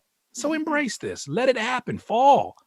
If you're falling, let it happen, because I'm telling you, this is exactly the reason why you're going to win. You're not going to win when things are happy and comfortable and everything is just honky dory and everything's good. You're not going to make the best beats of your life when you're trying to make the best beats of your life. It's going to be when you sit down and you're like, I don't know what I want to make. It's going to make something. And then it comes and it sneaks up on you. So that's the last thing I wanted to add to what you just said, because that speaks to me, is you need this. You should be grateful. Like, if you believe in God, that's the moment you say, God, thank you for showing me that I'm ready for this, because Yeah. you don't get anything that you can't handle. I How want do I to. know that? Because you've literally lived through everything that you've already experienced today. If you're Yep. here, you've lived through your worst already. Yep. Yo, and I want to add to that. Uh, our audience is our audience. Our Hmm. audience is all over the place. But we have a lot of outside of the box thinkers. So I even want to say I've thought about this too because um, I definitely fancy myself a scientist. Um, I'm I go in on stuff like that. I love analyzing stuff. I want to say Hmm. this: even if you are in a place where you are unable to define what your spirituality is, right? Hmm. There is a universal truth that is now scientifically backed Hmm. that the breaking down of anything is what causes the building of anything stronger. There is no it is just the way things go. Yeah. Here's the simplest one. It's just like going to the gym. When you're going to the gym, you're not building muscle, you're shredding your muscles first. You're Hmm. breaking them down so that they Hmm. can grow. There is nothing in the universe that doesn't work this way. And Yeah. I always want because I know people. I'm a very spiritual person. I've had many conversations with fans about this who Sure. are atheists. There's fans who are atheists of this show, and Sure. we talk about God all the time. But and that for me was a cool thing because it started to challenge me on like, yeah, wait a minute, let me think about what am I saying? Is it? Can I back this up? Are there? Yeah. And yes, you Yeah. fucking can back it up. There is nothing in the universe that doesn't build in that manner. From the Hmm. smallest cells to planets, it's how things work. So again, if you're in that place where you're like, man, what are you trying to make sense of your pain, right? Because I think Yeah. that's what it is. It's the simplest way to say it. I think we try to make sense of the pain. Um, Here's an easy way to make sense of that pain: is it is necessary. It's if you're going through it, it's necessary. You have to go through that, You have to go through whatever it, you're feeling. and don't exert all your energy towards Mm-hmm. trying to understand it either, because Yep. there's I mean, you make so many great points about it, and it reminds me of a story that I have a buddy of mine, marketing genius that I've known him Uh-huh. for years since I went to college. And one thing he told me one time, because he does hypnosis for UFC fighters. Right on. Okay, so that's his profession. That's He dope. has a really high success rate with it too, and he's hypnotized me a few times. No, you've And you've gotten it done. oh man, Oh, I man, want to at do this that so point, bad. like, man, I could definitely point you in the right direction of some Right on. stuff that you can even go to sleep to. That is good for that. But I highly believe in hypnosis the same way that I believe that Mm-hmm. marketing is part hypnosis. That's why we see For billboards sure. 7 times and then we're hypnotized into buying certain Mm-hmm. brands. But uh, he told me one time a story about how a boxer was told by his trainer. He said, envision yourself getting in a fight. He said, you're in a fight. And he says, the guy just punched you in the eye and you're losing vision. Like it's really bad in that one eye. He says, what are you doing? He says, my next move is I'm trying to regain my sight so I can, have a fair, so it's equal again. He's like, wrong. And he says, what do you mean wrong? He says, I can't fight with one eye. He says, yes, you can. And he said, now that eye, he said, the reason why you can is because now that eye has a superpower that two of them couldn't give you. That eye now becomes your superpower. And he Ooh. says, instead of exerting your energy towards trying to get vision back in the other eye, you should have sat there with that one eye and said, now I have a super eye. I still got two hands. Um, I still got all the other elements. Like I still got my feet. Instead of focusing on what you don't have and trying to repair that, if you look at what you do have, that literally is what's going to keep you in the fight. And he said, maybe perhaps another round, the eye vision comes back just enough for you to go whoop the guy's ass. But it's not going to happen if you're like, oh my God, man, this Yeah. eye is Yeah. really bothering me. Oh my, I got to fix this because it's an unfair advantage. Oh man, sweat's getting in my eye. Now you're exerting energy that could have been towards you doing a 1-2 combination and hitting this dude which with the one good eye. And I think a lot of us operate life like that, is that we focus so much on the minor things that are truly minor things, and not minor things in that the things that we ignore that can hurt us later, but things that truly in the big picture of who we are and the big picture of what we want to accomplish, we know that they're minor things. A lot of it falls into the social media category, depending on what we do. A lot of it falls into the things that are just mindless entertainment, things that take away from the thing that actually brings us joy and actually moves the needle for us professionally. Like I said, depending on what realm you're in, because some people, they do need the social media in order to do that. Sure. But we know it. We know it innately. We know the things that we're like, damn, look at my 14 hours of screen time. I know I didn't exert that all towards work. You know what I'm saying? I should have been making a beat or whatever the case may be. And I've been there. That's why I know. Yeah. But I say that to say, instead of, and even that conversation, like, oh my God, look at all this time I spent. That's causing you to do what I think has been the central theme of our entire conversation today, which is your superpower. Every human being's superpower, if you want to know, right here, is what it is. It's our ability to stay in this exact moment that we're in right now. Your ability to stay in the moment is your superpower. It's the same superpower that Michael Jordan harnessed. Michael Jordan said something in that Last Dance documentary I think really resonated with me, in that, beyond him being, this maniac of a competitor, this disrespectful competitor at times, he says something that, one of his teammates was like, are you ever afraid of missing a shot? He was like, what sense does that make? Why would I concern myself about a shot that I haven't even took yet? And I was like, damn, that's a lot of us in life, is that we're like, I don't want to launch my podcast because I don't want to do YouTube because everybody's saying that it's dead. And what if I get on there and I embarrass myself? What if my audience from this social media doesn't migrate over here, and you're worried about a shot you haven't even took yet? That's a wrong exertion of energy. That's a wasteful exertion of energy. I heard that and I was like, that's right in line with everything. Everything that I have found success in the last 6-7 months came off of the strength of, if I'm thinking about it, it's already too late. I should have already been doing it. Making a beat. If I think to myself, man, it would be so dope if I added some toms, it's too late. I should have just went and got the toms and dragged it into my FL Studio and just went. Man, I wonder how some certain pianos would go. I wonder if I played the high keys. It's too late. I should have been having fingers to keys and just doing it. And the more we can get into that place, I'm reading a book called The 5-Second Rule, which says there's actual science that backs us resetting our brain and just doing something. Something happens. Something really special happens. Yeah. Counting down 5, 4, 3, 2, 1 is more than just something you do to a child who's being bad, right? 5, 4, 3, 2, 1 does something to us neurologically that resets our focus, because our brain says, wait, what's going on? What are we doing?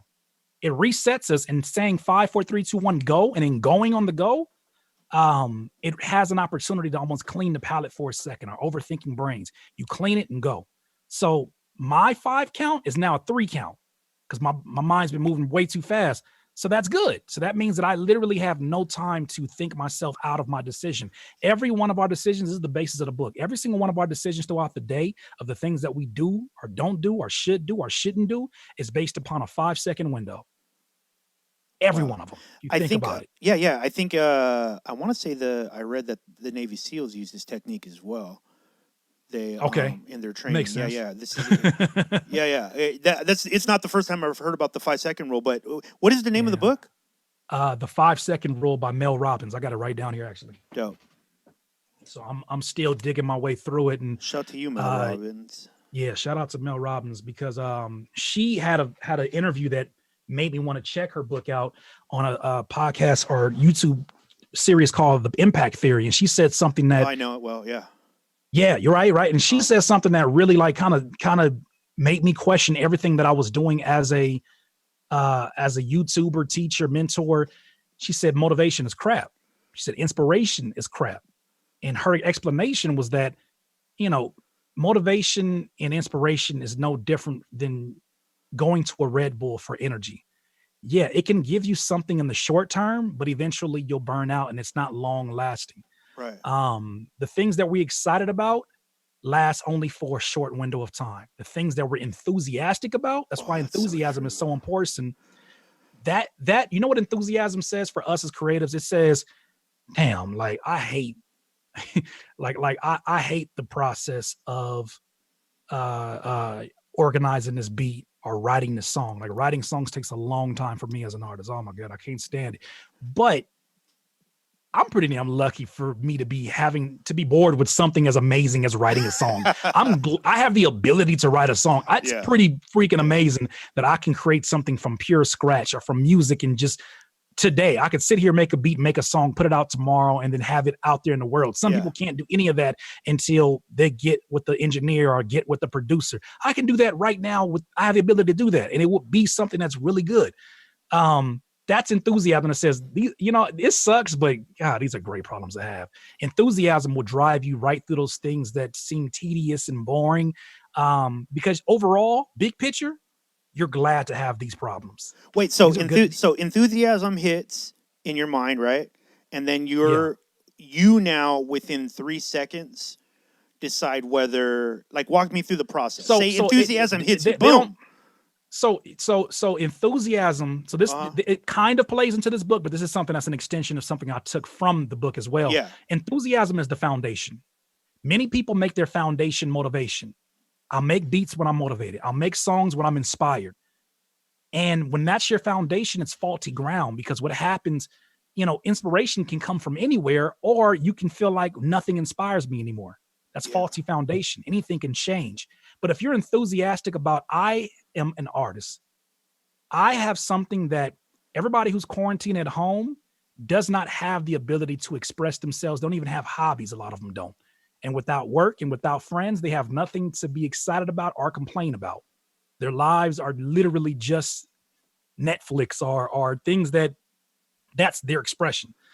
They don't have this instrument. So overall, big picture, foundation, I'm a lucky bastard. I get to make music, right? I've been given the privilege, right? Musician's privilege to express myself through music. So no matter what issues come, no matter what problems come, I'm a lucky dude or a lucky lady to have these kind of problems. So enthusiasm says you don't gotta like every second of it, but damn it, you love the foundation and you love the big umbrella of it. You love having these problems. You rather have these problems than some other problems. So the 5-second rule, what it does is it helps to quiet the inner dialogue, right? The inner dialogue that is mostly driven by emotion, the one that does say, I don't feel like doing this today, Right. or I'm just not. The 5-second rule says leave no time for you to outthink yourself or talk yourself out of doing it. This morning, I did not feel like getting on the treadmill and running. But I said 5, 4, 3, 2, 1, go. And I picked up my bag, went downstairs, put my shoes on, and started walking. The walk turned into a run. The run turned in from 15 minutes to 30 minutes to 35 minutes. And before I knew it, it was over with. But had I sat there and said, oh God, I gotta go get my shoes. My ankle does hurt a little bit. Man, like I gotta take a shower. Oh man, 10 o'clock, I gotta get on here in the interview. 5 seconds. This whole thing is done with. That's 5 seconds right there. So it's Wow. really about us resetting our brain, having a tool that helps to reset our brain, and then also to getting to action, having a bias towards action. There's something that she highlights called, I think it's called the lotus effect, Uh huh. where have you heard of that? No. So the lotus effect, I think it's called the lotus effect. There's another word attached to it that I may be getting that wrong, but I think it's called the lotus effect, where people who've done research have found that we are the most happy when we feel we are in control of our lives, Yeah. in control of our success, in control of ultimately our destiny. And the way that you achieve that control is having a bias towards action, a complete bias towards action. Even when you don't feel like it, even when you feel like you don't have the resources for it, you just go.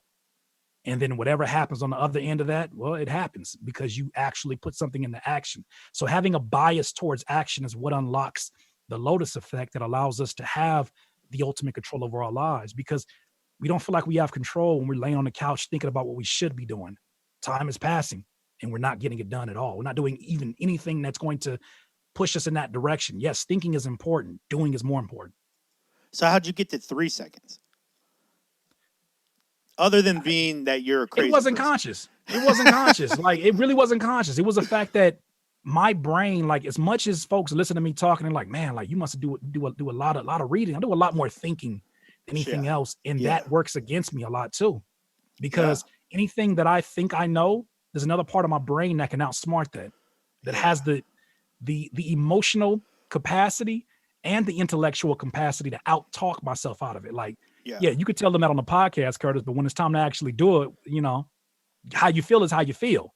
Your sciatic nerve, you still got that, Curtis. You want to work out. I know you pumped yourself up on social media. You still want to do that. Like, I still have that voice. Yeah. It's still there. But the only thing is, I've realized that, I'm an overachiever, one, and two, I've realized that the faster that I push myself to action, the happier I am, and the better outcomes occur. But the moment that I'm sitting here obsessing and overthinking and I'm getting to my old habits, the more unhappier I am. And that's why I keep pointing back to the end of 2009, because I wasn't doing anything, man. I wasn't making no music. I wasn't doing my daily workshops. I wasn't. It was like, well, what am I doing? Why do I have a studio? I had a What were room you full of doing? gear. So when I asked that question, I was knee deep in depression. Yeah. I was doing nothing. I was sitting down, laying on the couch, Yeah. watching TV. That's all. That's really what it was. Like it wasn't. There was no motivation or inspiration enough to get me off the couch. And so I just got to a point where, my son he's still growing up. He's still running around, but I could not feel so grateful for him that it got me out of my depression. If I'm being honest with you, I looked at him. I was appreciative of him, but it still didn't get me out of my depression. And so I started to say, you know what? Well, let's just do the bare minimum, right? Because if you don't do something at some point in time, you're going to have to go get a job because you're not doing any of the things that open up your sources of income. What are you going to do? You still got stuff to pay for. At the time, my wife didn't have her business as she has it now. And so that pressure was on me, but it was like I just didn't feel the necessity to do anything. So after breaking myself down, like you said earlier, breaking myself down to that lowest point, started watching TED Talks, right? And there was one TED Talk, I forget her name, but she was talking about those who are in the midst of doing a career change. And I was watching it, and she said, everybody in the audience, the profession you have today, can you imagine yourself doing it in 30 years? And a room got silent because most folks, they didn't imagine themselves doing in 30 years. And I asked myself the same question. Can I see myself on YouTube, rappers and music producers, at 55, 65? Like, is that really where I want? Like, this is really what I want to be doing, even within my private community. Is this really how I want to operate things? Or do I see things elevating to another level? And so when I had that dialogue, when I listened to those TED Talks, that got me back into reading. And the first person I started reading was an author named Ryan Holiday. And I bought like 4 of his books, 3 of his books. Obstacle is the Way, Stillness is the Key, Ego is the Enemy. And I read them all in a row. And in reading those books, I got exposed to the philosophies of stoicism. And it blew my mind, Chris, when I saw how much we have in common with the Stoics and the way that they react to when things happen. I thought that I was an indifferent human being, or that I was being insensitive when I had it is what it is mentality about things. Come to find out, there's an entire stoicism philosophy built around the concept of not getting too high on the highs and too low on the lows, but appreciating them both for what they are. Through his books, I was exposed to stoicism through doing readings of Marcus Aurelius, and more of the Stoics. I started realizing how far that family tree goes and how much it spans through multiple races, multiple backgrounds, genders, and orientations. All that it went, and I started realizing, wow, I am a part of that lineage of Stoicism. And seeing that helped me to understand why, in times when people are like, "You're not angry," why I could honestly say to them, no, I'm disturbed, but I'm observing it. Yeah. I can be angry at something and be conscious enough not to let that anger consume me. They've done studies that said when you and I are at our angriest, if we were to take a spoonful of blood and feed it to a pig, the pig would die on sight because of the acid that is in our blood. Wow. It's not killing nobody and hurting nobody except for us. Yeah. Is anger necessary to get action? Sure is. It's driven a lot of people. But in the long run, it's going to do us more damage. And some people have already made the decision that they're okay with that, even if it is their own demise. And I salute them for that. But I just want to make sure that people are aware. All that anger that runs through our blood and our body hurts us so much more than anybody else. And so what's more productive than anger is having the ability to observe yourself first and having the ability to observe what's going on and seeing what is my role in this. And how can I best contribute? with the capabilities that I have, with what how can I contribute? If that means going outside and protesting and just standing with your peers, do it, right? If that means running for, local office, do it. If that means creating a song, do it. If that means you being, because even every revolution had a cookout. They had a barbecue cookout. Like Yeah. they had a cookout, and at that cookout, they played music. They played the folks of the day. Everybody has a role, is what my point is. So at the end of the day, that's I think the biggest thing that turned the corner, because me getting exposed to stoicism got me exposed to the necessity of going and talking to somebody and getting therapy. Therapy exposed me to meditation. Meditation exposed me to myself. Exposed me to myself attracted me to the teachings of Muji. That attracted me to having a reason to listen to more Muji in the morning, which was to take morning walks. The morning walks led to me having a mind full of ideas and nowhere to put it. So that led me to journaling. Journaling led me to getting more clarity of my thoughts. Having more clarity of my thoughts inevitably led me to where I'm at right now. Wow, man. So it all plays. That's why I believe life happens for us always. It's always happening for us and not to us. What do you feel like you are now, or do you feel like you are now equipped? Because you have all these tools now, right, that you weren't using prior. When you look at your future now, are you getting closer to that place where you're like, okay, I'm in control of my future no matter what? I don't know. Yeah. I don't know. And I think that I don't say that, sarcastically. I say that in that's what keeps me in the moment. Got you. Is that who was it that said it? I forget his name. But it's a philosopher that said, when we think about the past, it brings us pain. When we think about the future, it brings us anxiety. When we're living in the present, we're happy. That anytime is it Lao Tzu? I forget how you pronounce his name, but always post it anytime I see it. And I believe that a lot of people don't like that quote, because a lot of people are living in the past of what happened to them, and that's what's causing them pain. A lot of people are anxious, especially now, and you have every right to be. I'm not trying to judge anybody. You have every right to be anxious about the future and what's going on, because there's a lot of stuff that just keep popping up. When the bottom of our 2020 list of things to worry about are killer hornets, we're in a pretty interesting time, right? But but aside from that,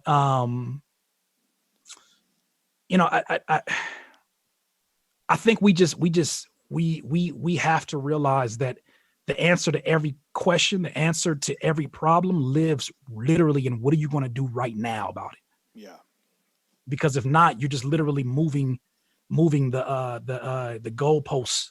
You're just moving it to place until you realize, no, step over right now and you get the first down. But we keep reviewing the play. No, just make a step right now and it's a first down. No, I got to review it. No. Step over and it's a first down.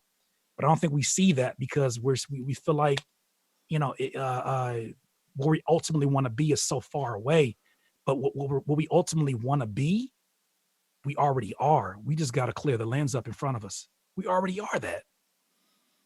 Man. There's nothing more we can be. It's just it's who we've been the whole time. Man. That's it. I can't, man. This is why I love these. I needed this conversation too. Whoo. Let me. I love it. That's why you're the only person I can come here and talk like this with too. Okay, so let me talk to you about some. That was great. What are you done with? Beat battles. I took a break. That last one got weird. I watched it. It was I don't know what it was very. I wasn't familiar with dude, by the way. What was his name? Right.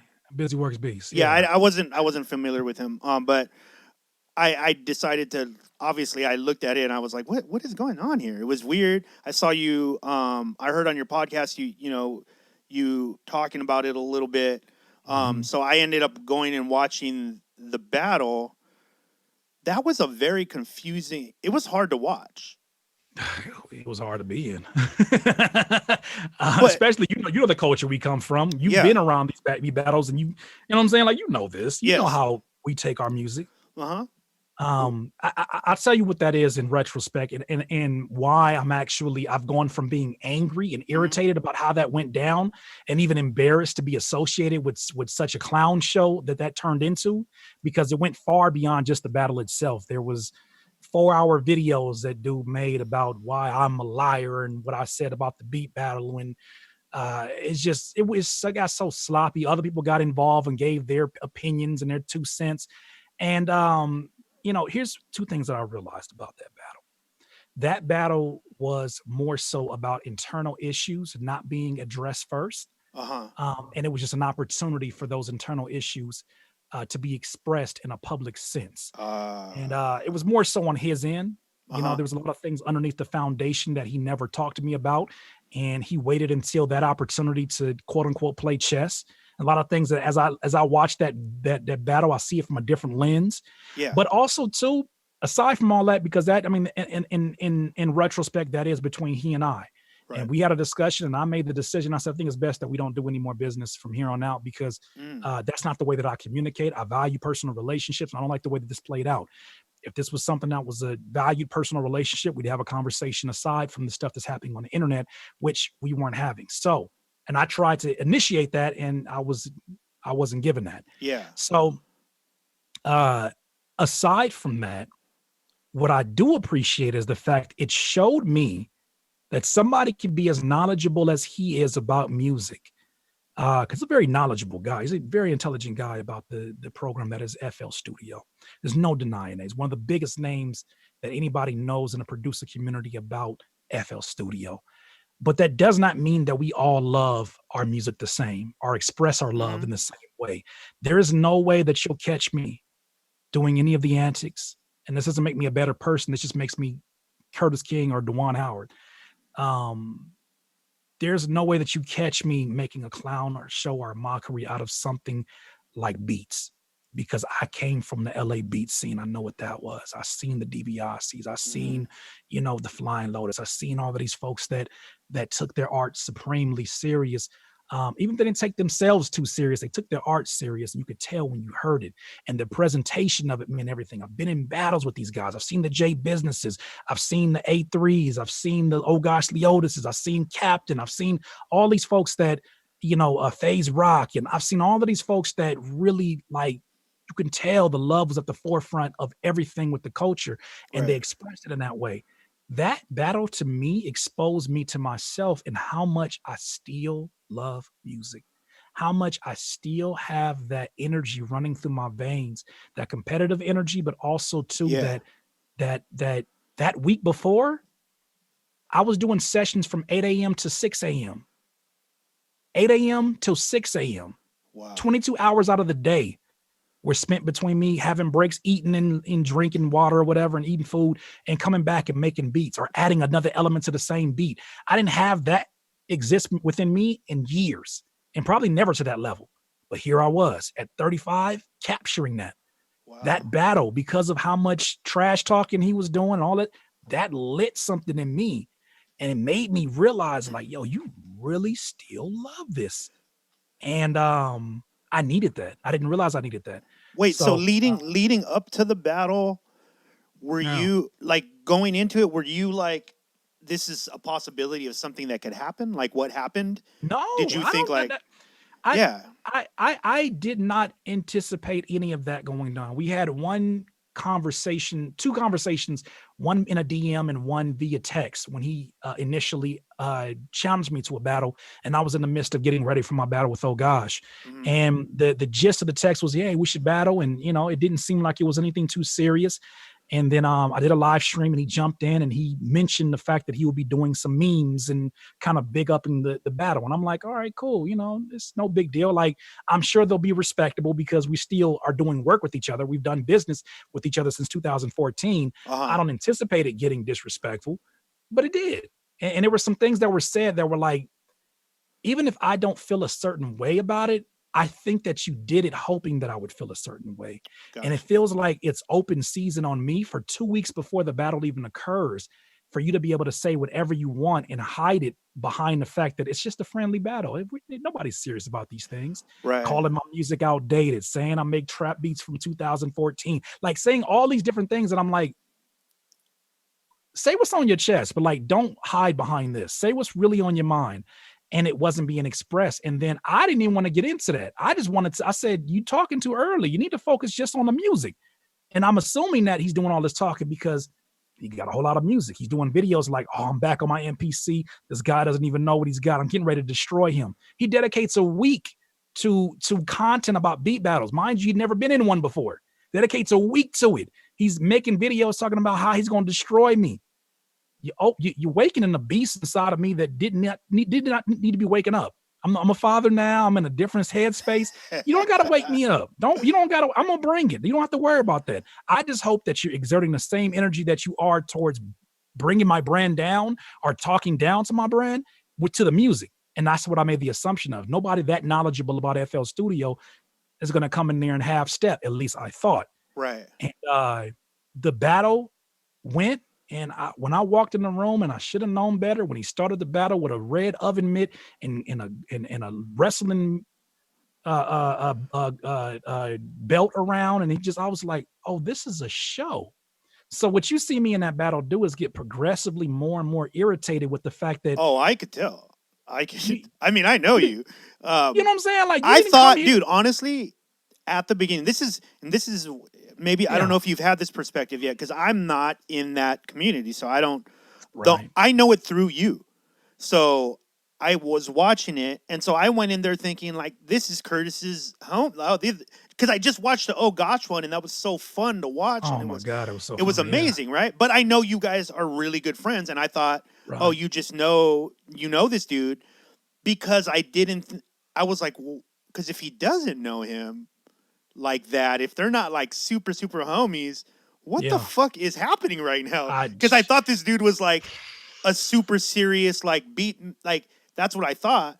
And then he played the first beat, and I'm not a critic by any means, but I was just like, oh, okay, I think Curt's in on it. Maybe they're just playing, and this is gonna build. And as it slowly started going, I was like, oh, Curt's demeanor is not changed. Oh, it's getting worse. He don't even want to be here anymore. You could tell. Because I'm like, I feel like it's almost like being in a boxing match, and you can have friendly, like, we all play video games with the homies. We can all have friendly competitions. That's what I thought it was going to be like. I thought it was. That's what it was with me and Oh Gosh. That to me, with me and Oh Gosh, exactly what it was like. Even me and Wonka, which was the first battle. Those battles are, I respect your talent. This is why we're even battling. I respect your talent. I respect you. And I would never do anything to demean you. Even if it's just some slight talking before, it's never to demean you, because at the end of the day, we got to have some kind of working relationship afterwards. Right. You're just shooting hoops. You're just shooting hoops. Exactly. That's all nobody wants to be able to be like, man, remember that time I beat you 40-0? Like, that's not what it, but it felt like getting into a boxing match with somebody who is getting hit, and they're just getting hit bad, and they're turning around to the audience and they're doing this. They're running a victory, like, yes. And it's like, you're not even acknowledging the fact that you're getting ready to get knocked out in this battle. And it's almost like you don't even take it serious.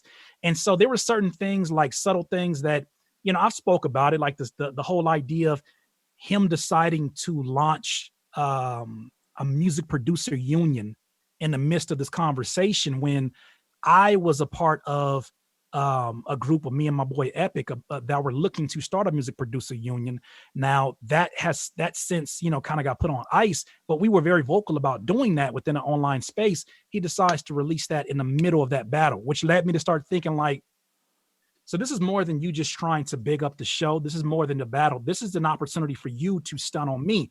Then as I'm starting to lay into him and I'm starting to talk stuff, he says, things like, you guys already know what it is. The plaque on the wall, YouTube, 700,000 subscribers. And I'm like, oh, this is an opportunity for you to basically use a public forum to shit on me.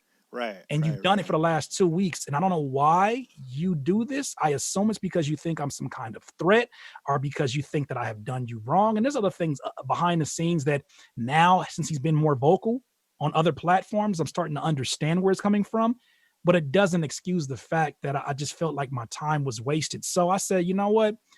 For the next few weeks, I'm going to do content because people ask me questions. They didn't know that I battled like that. They didn't know that I had that in me. I use the next few weeks to make that work mean something. Because if you looked at the battle, it didn't feel like it meant anything. Like Yeah. I made these beats for a competitor that never showed up. Yeah. And it's almost like training for a year to fight somebody that's just like just making a mockery of the whole thing. But correct me if I'm wrong. I'm watching it, and there was times where he plays something, and then you play a beat, and he would, at least as a watcher, and maybe he didn't mean to do this, but it seemed like he acknowledged he was losing. Like he acknowledged, like, oh, like, okay, and then he would try to play something, and he would know that this next beat that he's playing is kind of like a joke beat. You know, it seemed like that's what it was. But here's a perspective, and I understand that perspective now. But did you feel that? Did you feel like he knew? No. Okay. I was here. I was like, all the talking that you did beforehand, yeah, all the talking that you did leads me to believe that you're playing pool shark with me right now. Like you're getting me to believe that, oh, he's gonna bring that stuff so I can bring my grade C stuff, and he's setting me up. That was my whole demeanor, and I kept waiting for the setup. And it never happened. And by the time, it's why at the end of it, I cut that video up. And yes, I did add my original audio, and I kept his towards the cell phone quality, because it wasn't even worth me to. At that point in time, I was so pissed. I didn't even want to reach out to him and put them beats up there, because I was like, no, you got to relive this, because you need to understand the damage that you've done. Even with somebody being within the culture, like this looks like vulturish. It looks like somebody who is not of the culture who jumps in here and makes a mockery of something because they don't understand it. If you have respect for the culture as it is, you don't do that. Yeah. And maybe that's just me being a purist, and I'm okay to take that title. But I just love it so much that I'm like, anybody, oh gosh didn't come in there and was like, I already know that I'm more, talented musically than Curtis. Like, that's not even a competition. I'm gonna just play whatever. Like, he brought heat that I was like, that's exactly what you expect when you battle an old gosh. Yeah. And that elevates the challenge in you. And so it just, I did not like that aspect of it.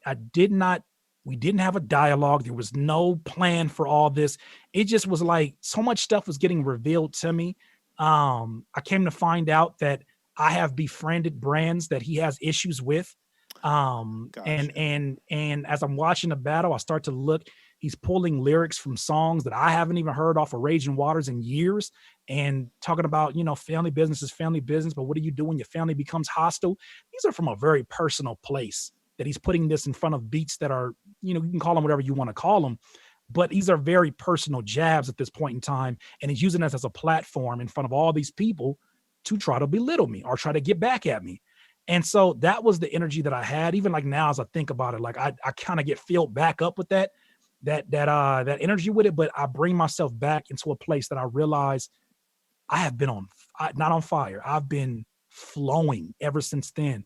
That helped me to hack my flow state on a regular basis. And I'm grateful for it. I'm grateful for that. I'm grateful for that circus being what it was, because it let people understand who I am, the person that y'all have known for years, that the internet didn't, because all they knew was the smiling guy on the YouTube and all of that who made okay beats.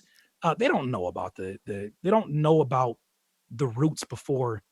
Eddie said, Eddie, our producer, Eddie said, he's like, I feel like people just realize that Curtis will sock somebody if he has to.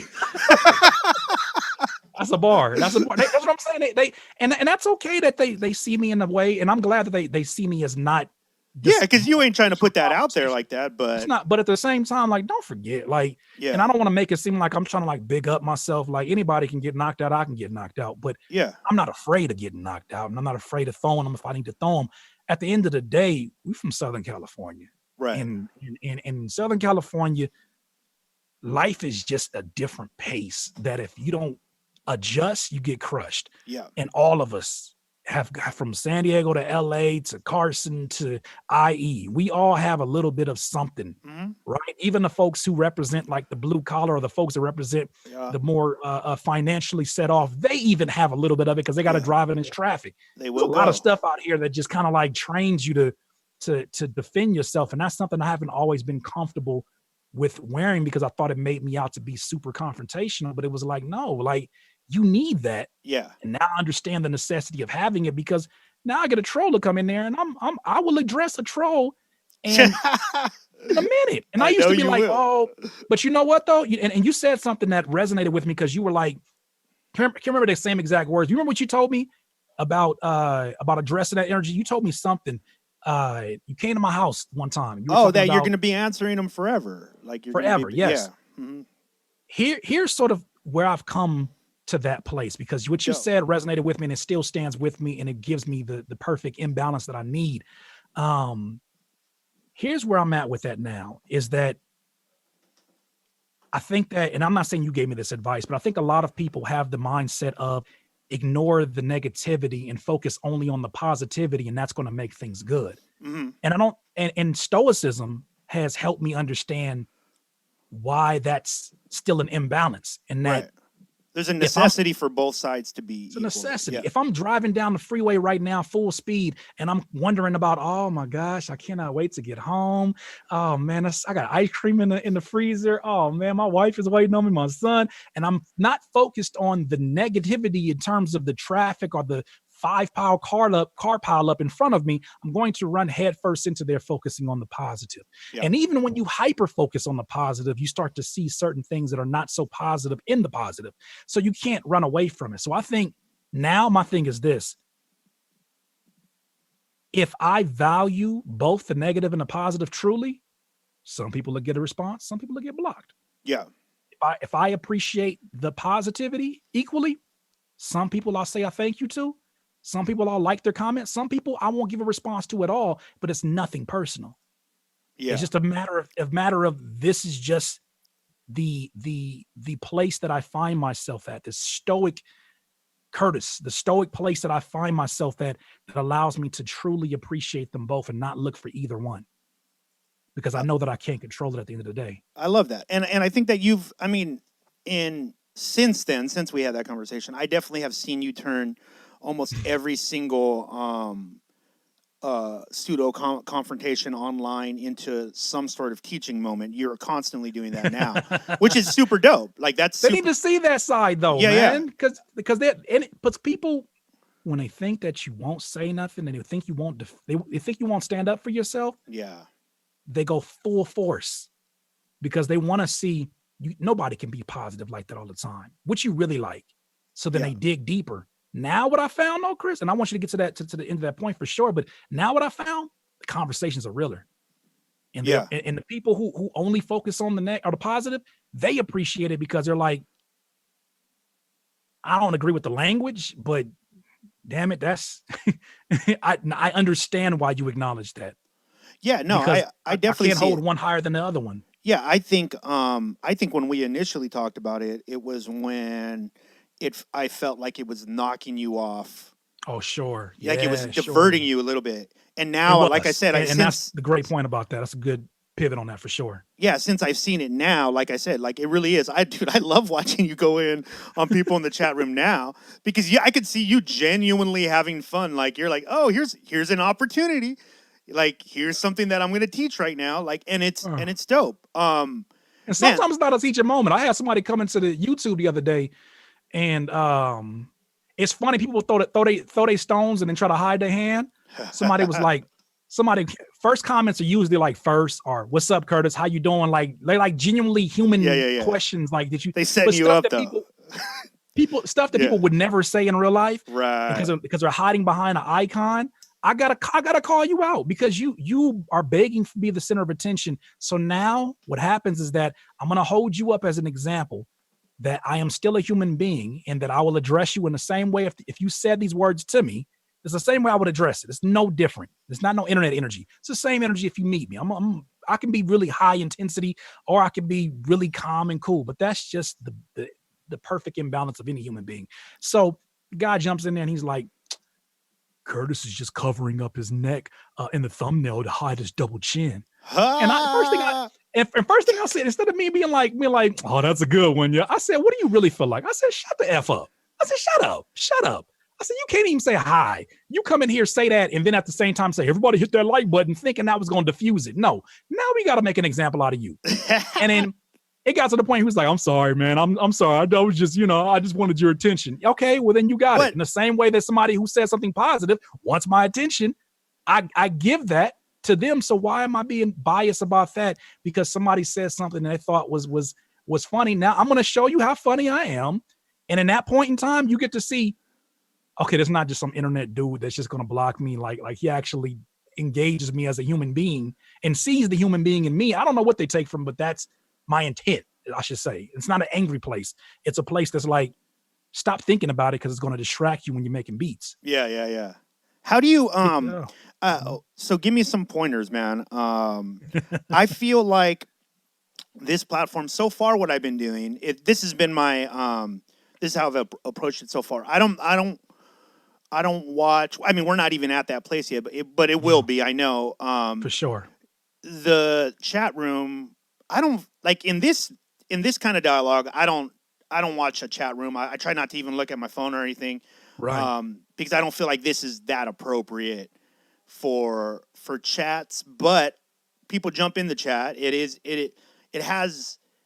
I'm in that place because this is a new thing. This is for me. So I'm where in the past it would have distracted me, right? Occasionally I'll see somebody write something and I'll be like, oh, that's dope. Do I take the energy away? Or like, how have you dealt with your chat room? Like, was that a thing that worried you at the beginning?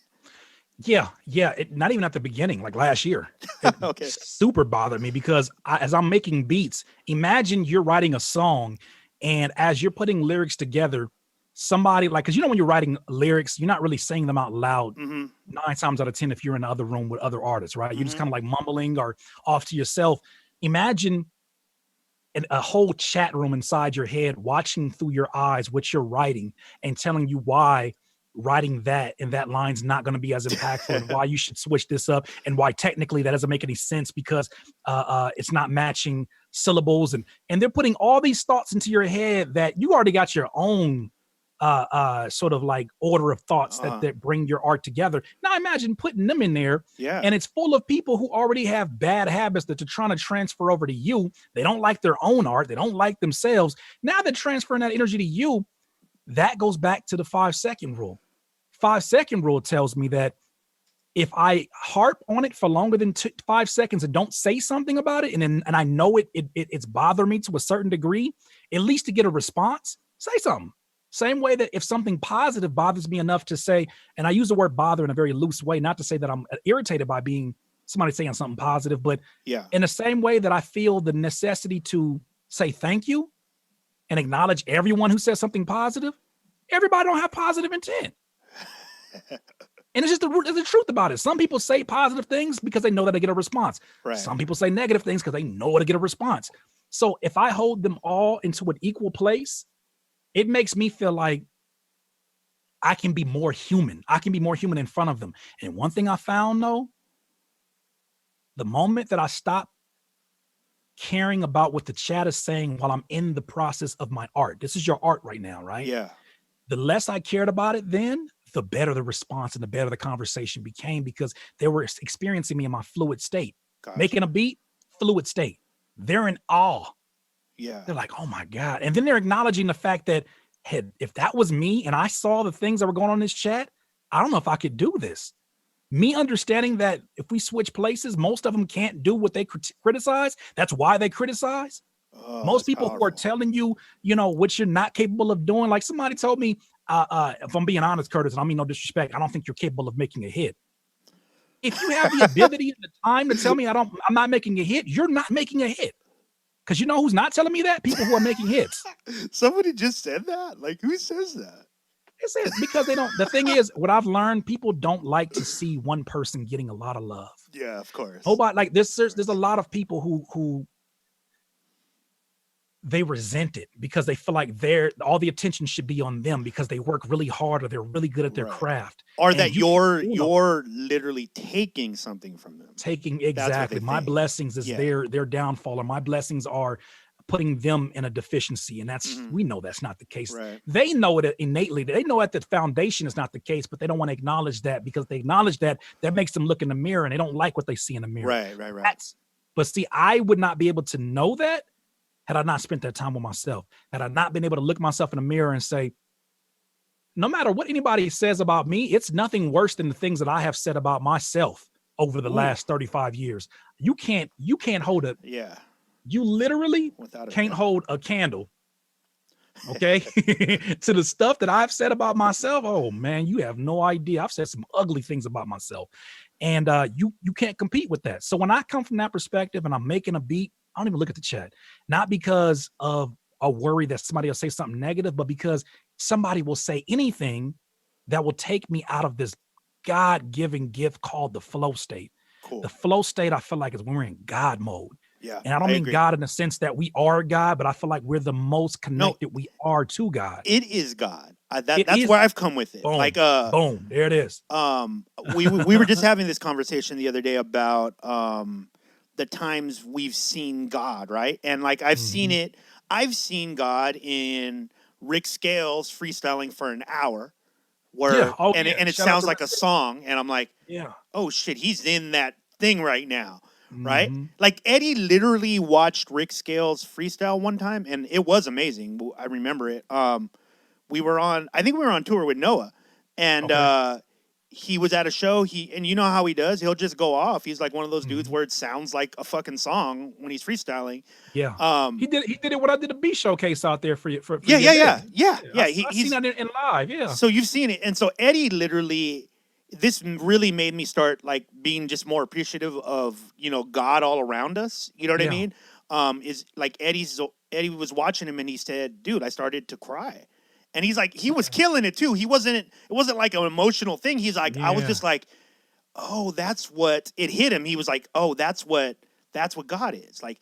Because he's around Yeah. creative people a lot, right? And he's like, I'm Yeah. always wondering, what are you guys talking about when that thing, you guys are talking about that inspiration in, and I'm like, Right. you have it too. Everybody has it. Like it's these moments of pure connection to that source. You know what I mean? So let me play the devil's advocate on Sure. something, and this may be a little bit controversial for anybody that is listening to it, but in the same way that the God can exist within that freestyle, do you think that the God can exist even in the people who are talking about killing? I do. I feel It's a hard one. That's a hard one to It you know what I'm is. saying? But It is. that's and I think that's Oh, what you're such a stoic. that's what stoicism brings me, I because know. now I have to call into like the biases that and I'm not saying Yeah. you have this bias, but the biases that I've had, I have to now sit here and say, well, what's the other end of this look like? Is there when somebody gives me a criticism, instead of immediately letting my ego be offended by it, I let it sit for a second, not digest it, but enough to observe it, clear enough to observe it. I'm close enough to observe it to say, okay, can you see how somebody would feel that this beat is trash? I could see how they would if they didn't like this kind of music. I can make all kind of reasons why. Do you feel it's trash? Not at all. Mm-hmm.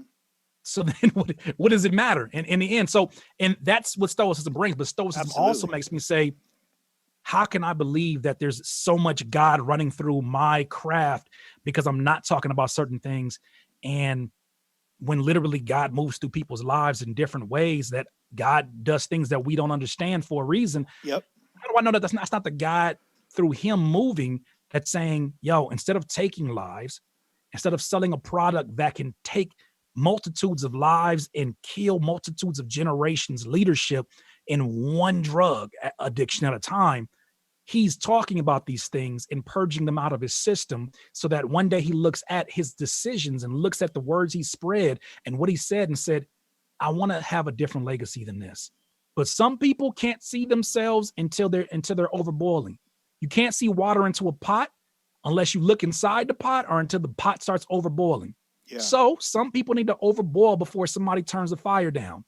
And I think that a lot of artists are in that place where circumstances, society, the business in the state that it's in, they're boiling over, and they're having to have a conversation about whether or not, I forget, as a creative, as a human being, as a man, is this what I want to do with the rest of my life? Yeah. Is this the most valuable thing to me? And whatever that decision is, I'm assuming it's inevitable. Not assuming, I know it's always for the better, no matter what it is. But we have to have that dialogue. But no, this, I I just asked that question because I'm like now I'm No, like I understand. I'm the trying not balance. to like. I'm trying not to. Like I wanna hear your. I definitely have. Yeah, the Stoics is a big thing with me. And that's why it doesn't surprise me that you're Yeah. like you're. But I'm gonna send you some dope websites too on that. Please do. But yeah, I think I've come to a point where, at least in my life, I've realized it's just like existence is a circle, right? To me, this is Mhm. how I'm picturing it in my head, right? Okay.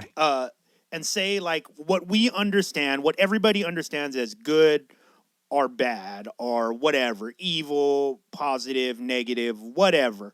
Mhm. It exists. All of it exists along that circle, right?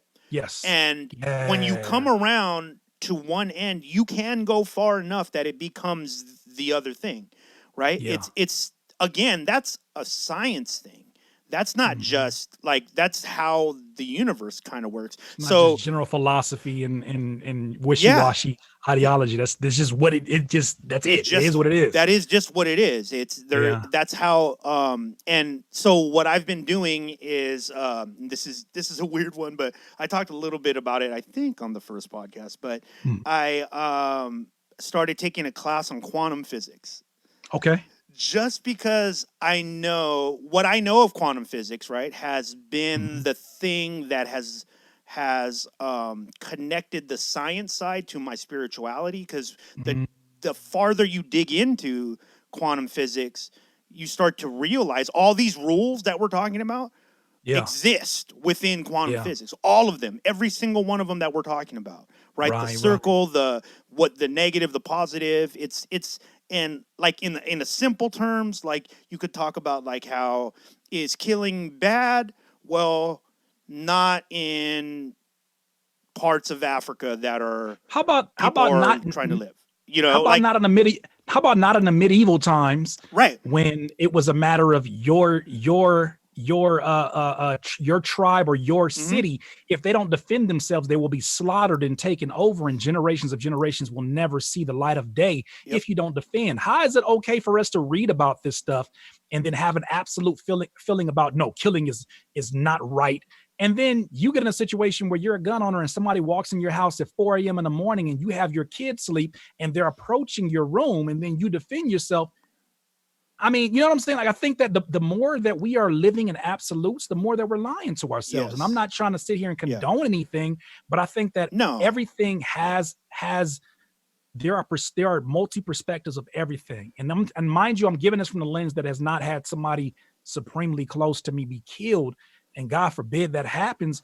You know, but I truly do believe that as angry as I would be, so much of how I feel now will stay consistent because I realize that there are times when the emotional brain is the most Mm. vocal, and there's time when the logical brain is the most vocal. The most powerful of the two is the emotional brain. So in order for me to always be in tune with the emotional brain and be in harmony with the emotional brain is understanding that you don't change the emotional brain, you negotiate. You give rewards to the emotional brain.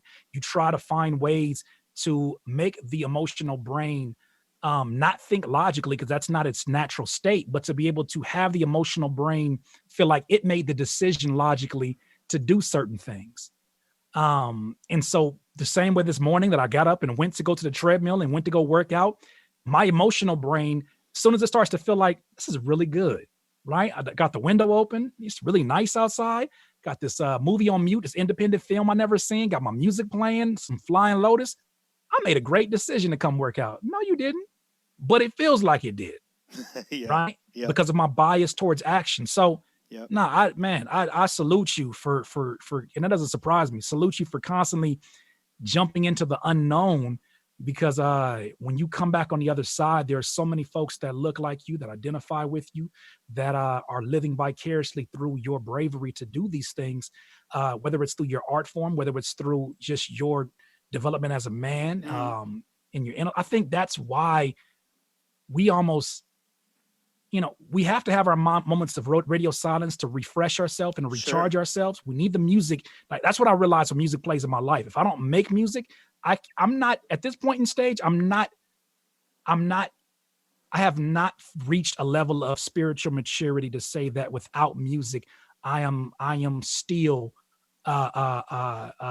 filled, Yeah. right? I'm still getting there. Music is still a big part of that, but it's going to help me realize one day that feeling was, it didn't matter what I'd inserted there. I just happened to be my muse at the moment. But I realized that, but feeling that is something different. But I salute you for jumping into that, because I think we're the examples that all races need to see. Not saying that we're just these elite people, but they need to see human beings that are constantly in evolution mode, that are constantly looking for, how can I how can I improve upon these things that I have held so deeply and closely to me, and challenge them. Yeah. Yeah. It needs to be that way. Yeah. I think it's. I can say at this point in my life, like one thing I can definitely share with people, and I try to as much as possible, that the different I've been super blessed in my life in that I've had very different experiences at different parts of my life. So I mean, Right. extremely. I went to college. I started a fraternity. I've rapped in front of thousands of people. I've been Yeah, on a tour.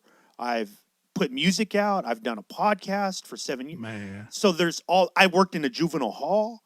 I worked. Renaissance man to the fullest. So I've done. But this is the thing. I only say that to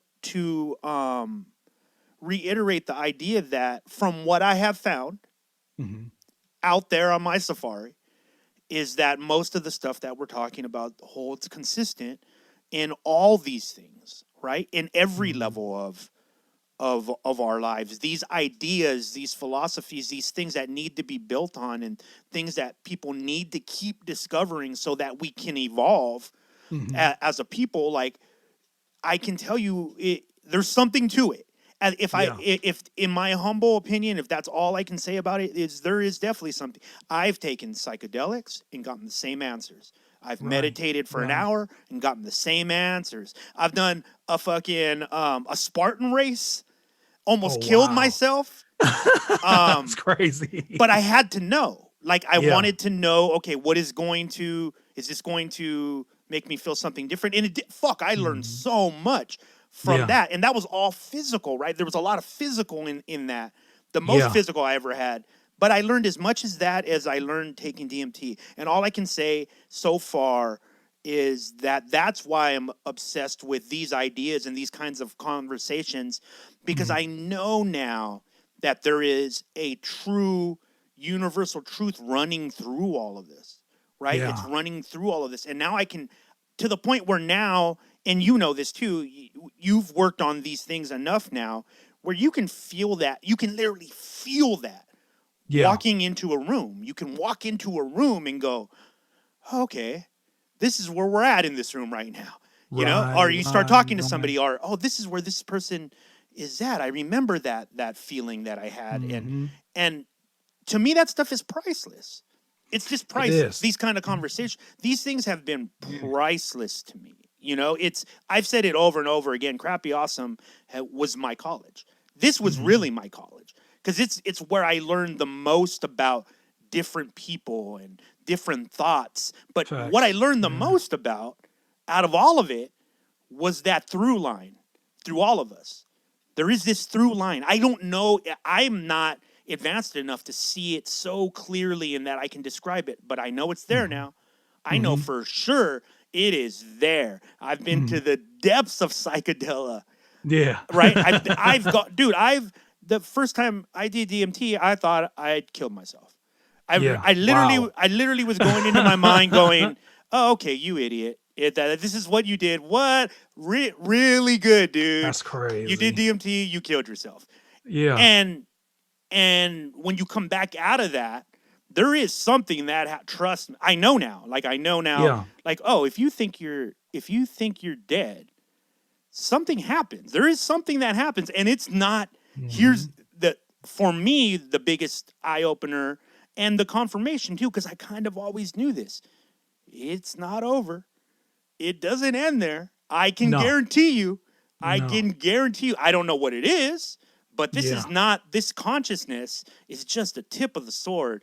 And I feel like if we're going to change, and we see that people genuinely want change, and I know that people can genuinely be confused by these times. I've Right. been real sensitive to the older generation, right? Because they hear Yeah. things like defund the police or get rid of the police, and they're like, no, oh my God, it's going to be anarchy, Yeah. and I don't see a lot of younger people slowing down and going, hold up, hold up, hold up. We got to have these conversations with our elders to Mhm. let them know, no, no, no, no, no.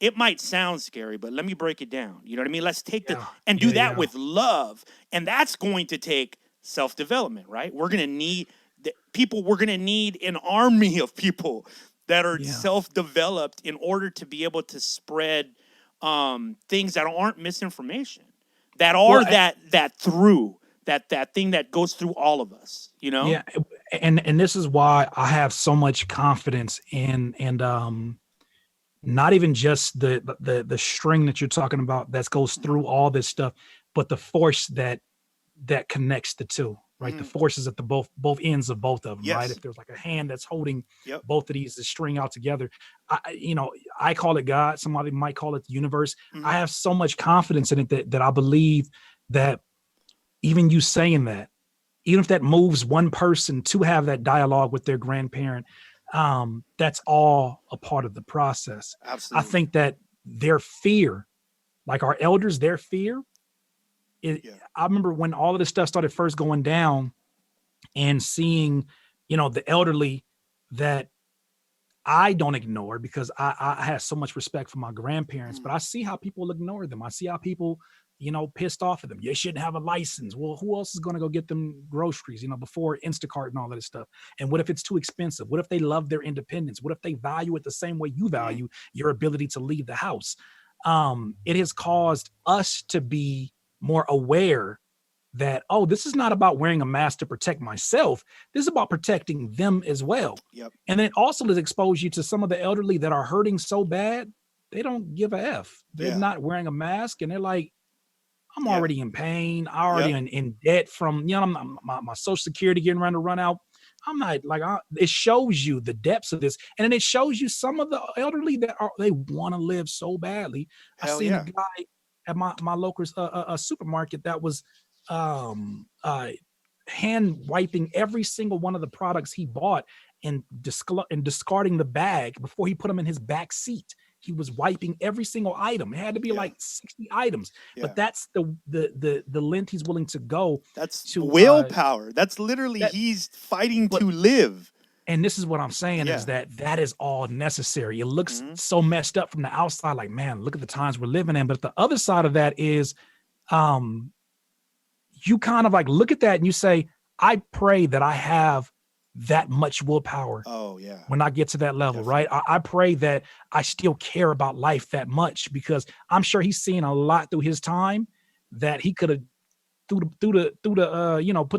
he could have put his jersey up and let it go long time ago because there's enough evidence to show him that things are going to progressively get better and worse in certain places. You can't Yep. get away from problems, but he's not. He still is full of some kind of life that allows him to go and do that. So I think that we have to be exposed to it all. I think that even the folks who are scared, the elderly, like they need to be scared. Mm-hmm. They need to be scared because what it's going to do is, like you said, cause folks like you to open up the dialogue in defense of them. And it's also going to allow them to have a voice of why you are scared. What are you afraid of? Because then Right. that will give a young person perspective that says, never thought about it like that. And I appreciate the wisdom coming from here. But I think all of it's necessary. I think that what's amazing to see now is that, you know, not even a year ago did you see a multitude of races that are banging for Black Lives Matter. Whew. You'd have not seen Yeah. like it's amazing. You see more. I'm looking at some of these protests, and I'm seeing hordes and hordes of white people. Yeah. They're in the audience. Yeah. That's why I'm like, you cannot talk in absolutes about these things. You cannot, I mean, but I think even if you do, they're part of the process as well. That's stoicism. Sure. Everything is in its divine order. But I think that I say this and I share this just so that people um, are at some kind of ease with, at the end of the day, all you can do is what you're doing in the present moment. That's all you can do. That's all you have control over. And whatever you decide to do was supposed to happen. Whatever you decide to push into, that's exactly what needed to happen. Okay. Good or bad, it had to happen. So you're walking in purpose no matter what you're doing. But I think that those who are stressing about what they don't have control over, this is why we share these messages, because it's not worth stressing over, especially because it's hurting you more than so the people that you're stressing about Yeah. or empathizing about. It's hurting you more because, like I said, the old white lady who I walk in Walgreens and she's like, she's so apologetic. Yeah. That empathy is causing some kind of hurt inside of her, Mm-hmm.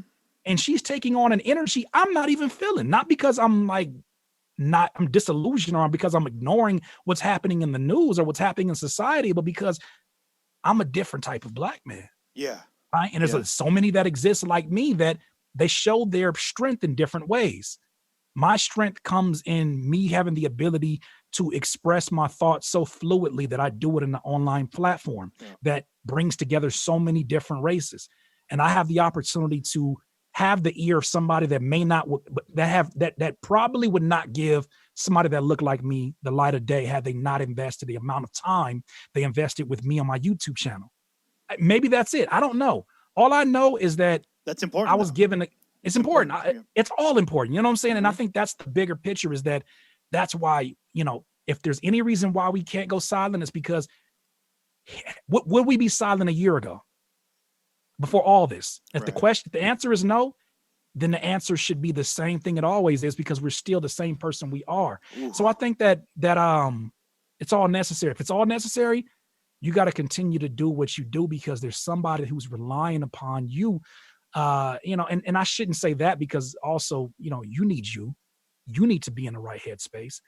And don't be afraid of this time. Don't be afraid of the darkness. You gotta go through the dirt. You gotta dig through the dirt to get to the treasure. So dig through it, live in it, breathe it, eat it, chew it, spit it out. But you gotta dig through the dirt to get to the treasure. Whatever the treasure represents, freedom, whatever you want to consider that, this is a necessary period in time. Allow people to be who they are. Allow them to expose themselves. Stop all the cancel culture. Cancel culture doesn't change behavior. It cleans up timelines. That's right. That's absolutely correct. I'm not here to cancel nobody. Be who you are. Thank you for exposing that to me, because now I understand this celebrity that I have put on a pedestal is still a stranger to me. I don't know who you are. I admire what you do. I like the glimpses and the highlights that I have seen, but I still don't know who you are beyond all this. Thank you for exposing that to me, because it lets me know that even you have more development to do. And if I ever get to that level, I'll still have more development to do. Money does not just put you on this level of Mario Star perfection where nothing bothers you anymore. Yeah. Right. Yeah. So I need to see that. I've worked with multi-million-dollar companies that didn't have a damn clue what they were doing. And I'm glad I saw that, because when I saw that, it lets me know that I don't have to be a genius to make my first million. Ooh, bars. Yo, what's going on with what is going on with the business side of what can people check? Where are you at with, because you'd mentioned Curtis King Beats a little bit. Where's the business side of this? So I'm not selling beats anymore, and that brings me the ultimate joy. I'm not even working with artists anymore. And no disrespect, because I work with you. Obviously, I just, where I'm at and where I'm heading, helping paint the picture for other people, as selfish as it sounds, and maybe that's just how I feel today in June in 2020, doesn't drive me anymore. Yeah. I don't like getting into a studio and having someone first tell me their vision they want me to paint, but then have me paint it through the lens of another producer. I want it to be a little bit like this, and then a little bit like this person. And then you ever heard this song? Hear this song. Now give me your best interpretation of that. Even though they don't use those exact words, that's what I feel like I'm doing. And when you get to a place of self-realization where you realize, no, I'm enough. And I've been around this long enough to be confident about saying that. Not saying that you need this amount of time, but I'm confident to be me, no matter how odd that may be for an artist. I have so many beats that are my favorite beats that people say no rapper can rap over that. Well, who's to say and who has the audacity to believe every beat has to be for somebody to rap over? Right. If that was the case, there's a lot of Jay Dilla and Flying Lotus we would never get. Yeah, that's ridiculous. Music. That music plays a part. And so for me, I'm in a place now where I'm realizing my ultimate freedom in making music is arranging the music. I love putting the beats together, but the arrangement, the unpredictable nature that most times occurs in beat battles, I love that. That thrills me to be able to like mess with your mind and that you're listening to music in 2D. And then I do something that opens up the third dimension for you. And you're like, yo, what is that? I mess with the timing. I manipulate the timing that makes you feel like, is this even the same beat? And then we go back to the same beat. Yeah. That experience drives me. And so that being said, business-wise for me now, it's just a sound designer. Because what other field, I mean, I have not found another field that allows me to just let my creativity run free and producers want to pay for that. They want me to be crazy and make a drum tom loop that leads their beat into the first kick, or they want me to create a drum loop that helps them because drums are not their strongest suit. They want these melodic loops by this classically trained piano player that I work with named Aaron Barber, or they want, these crazy MIDI files from Gosh Leotis, who's the co-founder of Slap Experts, which this is my main business. That drives everything else for me.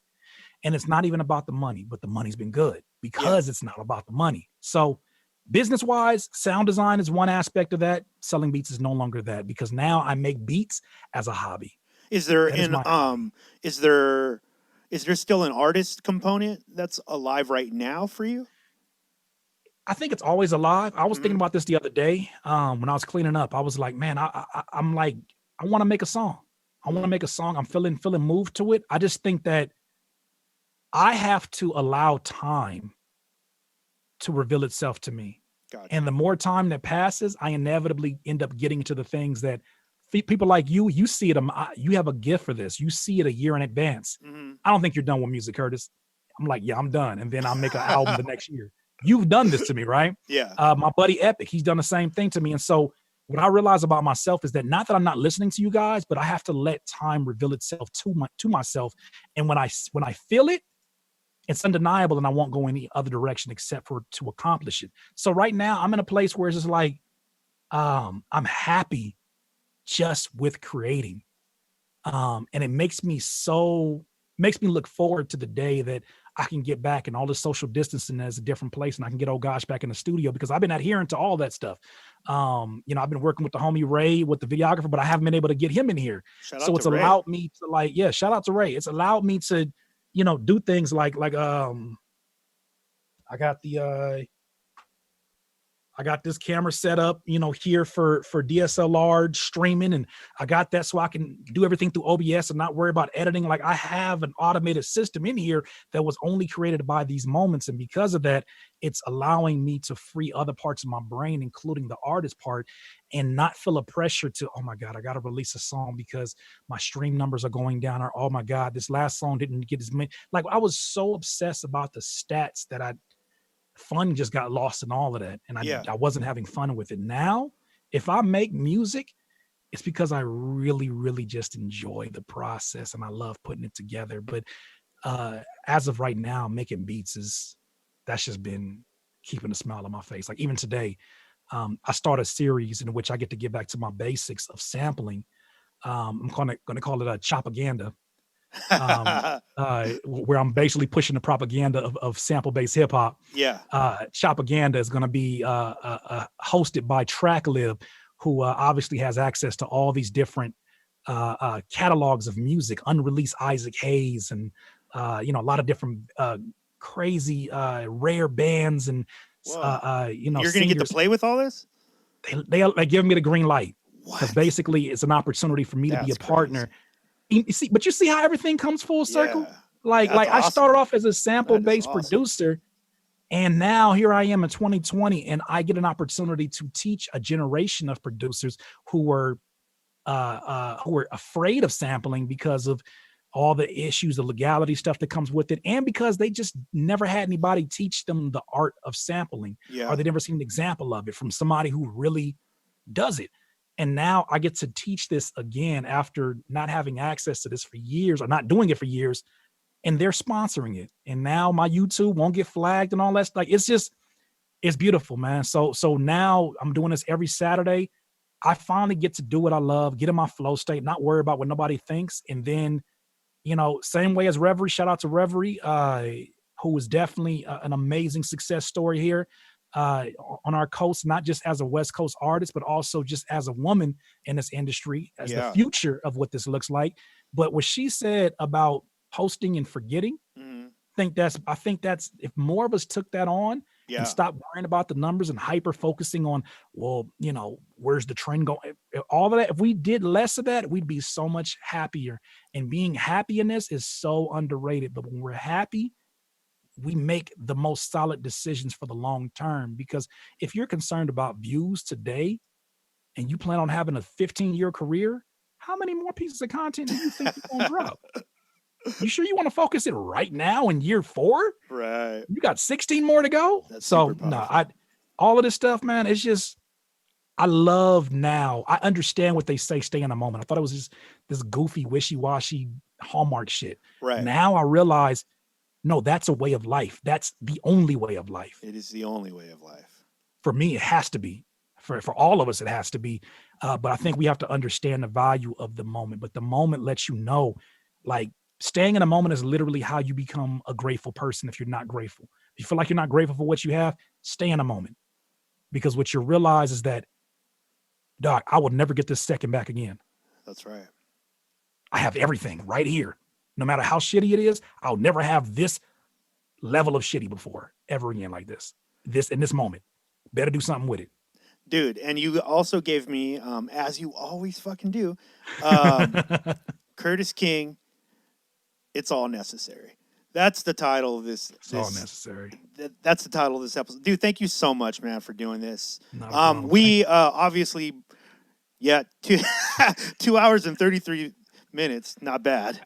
At this point, we just turned the camera on and had a conversation. Yeah. At this point, that's all we got to call it. It's like, hey, Curtis, man, you just want to talk? I'm like, yeah, let's talk. Online. Hey, bro, All right, let's do it. I will tell you this right now. Now that I'm doing this, anytime you want to do that, let's do it. All right, for sure. Now, this is therapeutic for me too. So I genuinely mean that when I say I appreciate your platform. I appreciate you being, you allowing me to share these thoughts on your platform, because this is your platform at the end of the day. You and the team.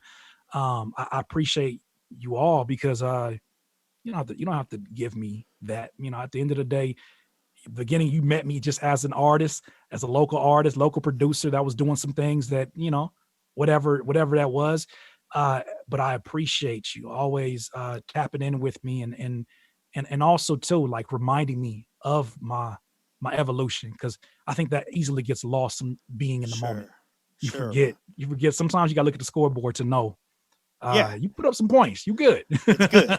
Yeah, you definitely good, man. And dude, best of luck on everything that's coming up. Man, I hope to see you in person soon. We'll figure it out. Man. We'll figure it out. It's Yeah. we here. Either way, we got this. So we got a lot to play with, man. So Absolutely. dude, thank you once again. Guys, if you're listening to this Always. on Spotify, TuneIn, you can also watch a version of this over on YouTube. It'll be up Sunday, I believe, which is tomorrow if you're listening to this, because the audio is coming out today. Or you can go to IGTV. I'm going to upload it in pieces. You have to wait for that a little bit, because now my rendering, I'll be here rendering all day thanks to Curtis now. My bad. But dude, thank you so much. Guys, go over to platformcollection.com. You can type in Curtis King, 2 S's at the top in the search, and it'll bring up all his past stuff, pretty much everything that he's done. And the past podcasts that you hear us refer to, they're always up. So go there too, check for that. Dude, thank you, man. Let's do this again soon. Let's not Yeah, wait sounds as good. long. Like I said, I'm always open. You're up at 1 in the morning. We might do a crappy awesome episode. Let's run it. I don't know how my wife's gonna feel about it, but let's run it. All right, man. We'll All talk to good, you brother. You soon. take it easy. Thank you Yep. so much.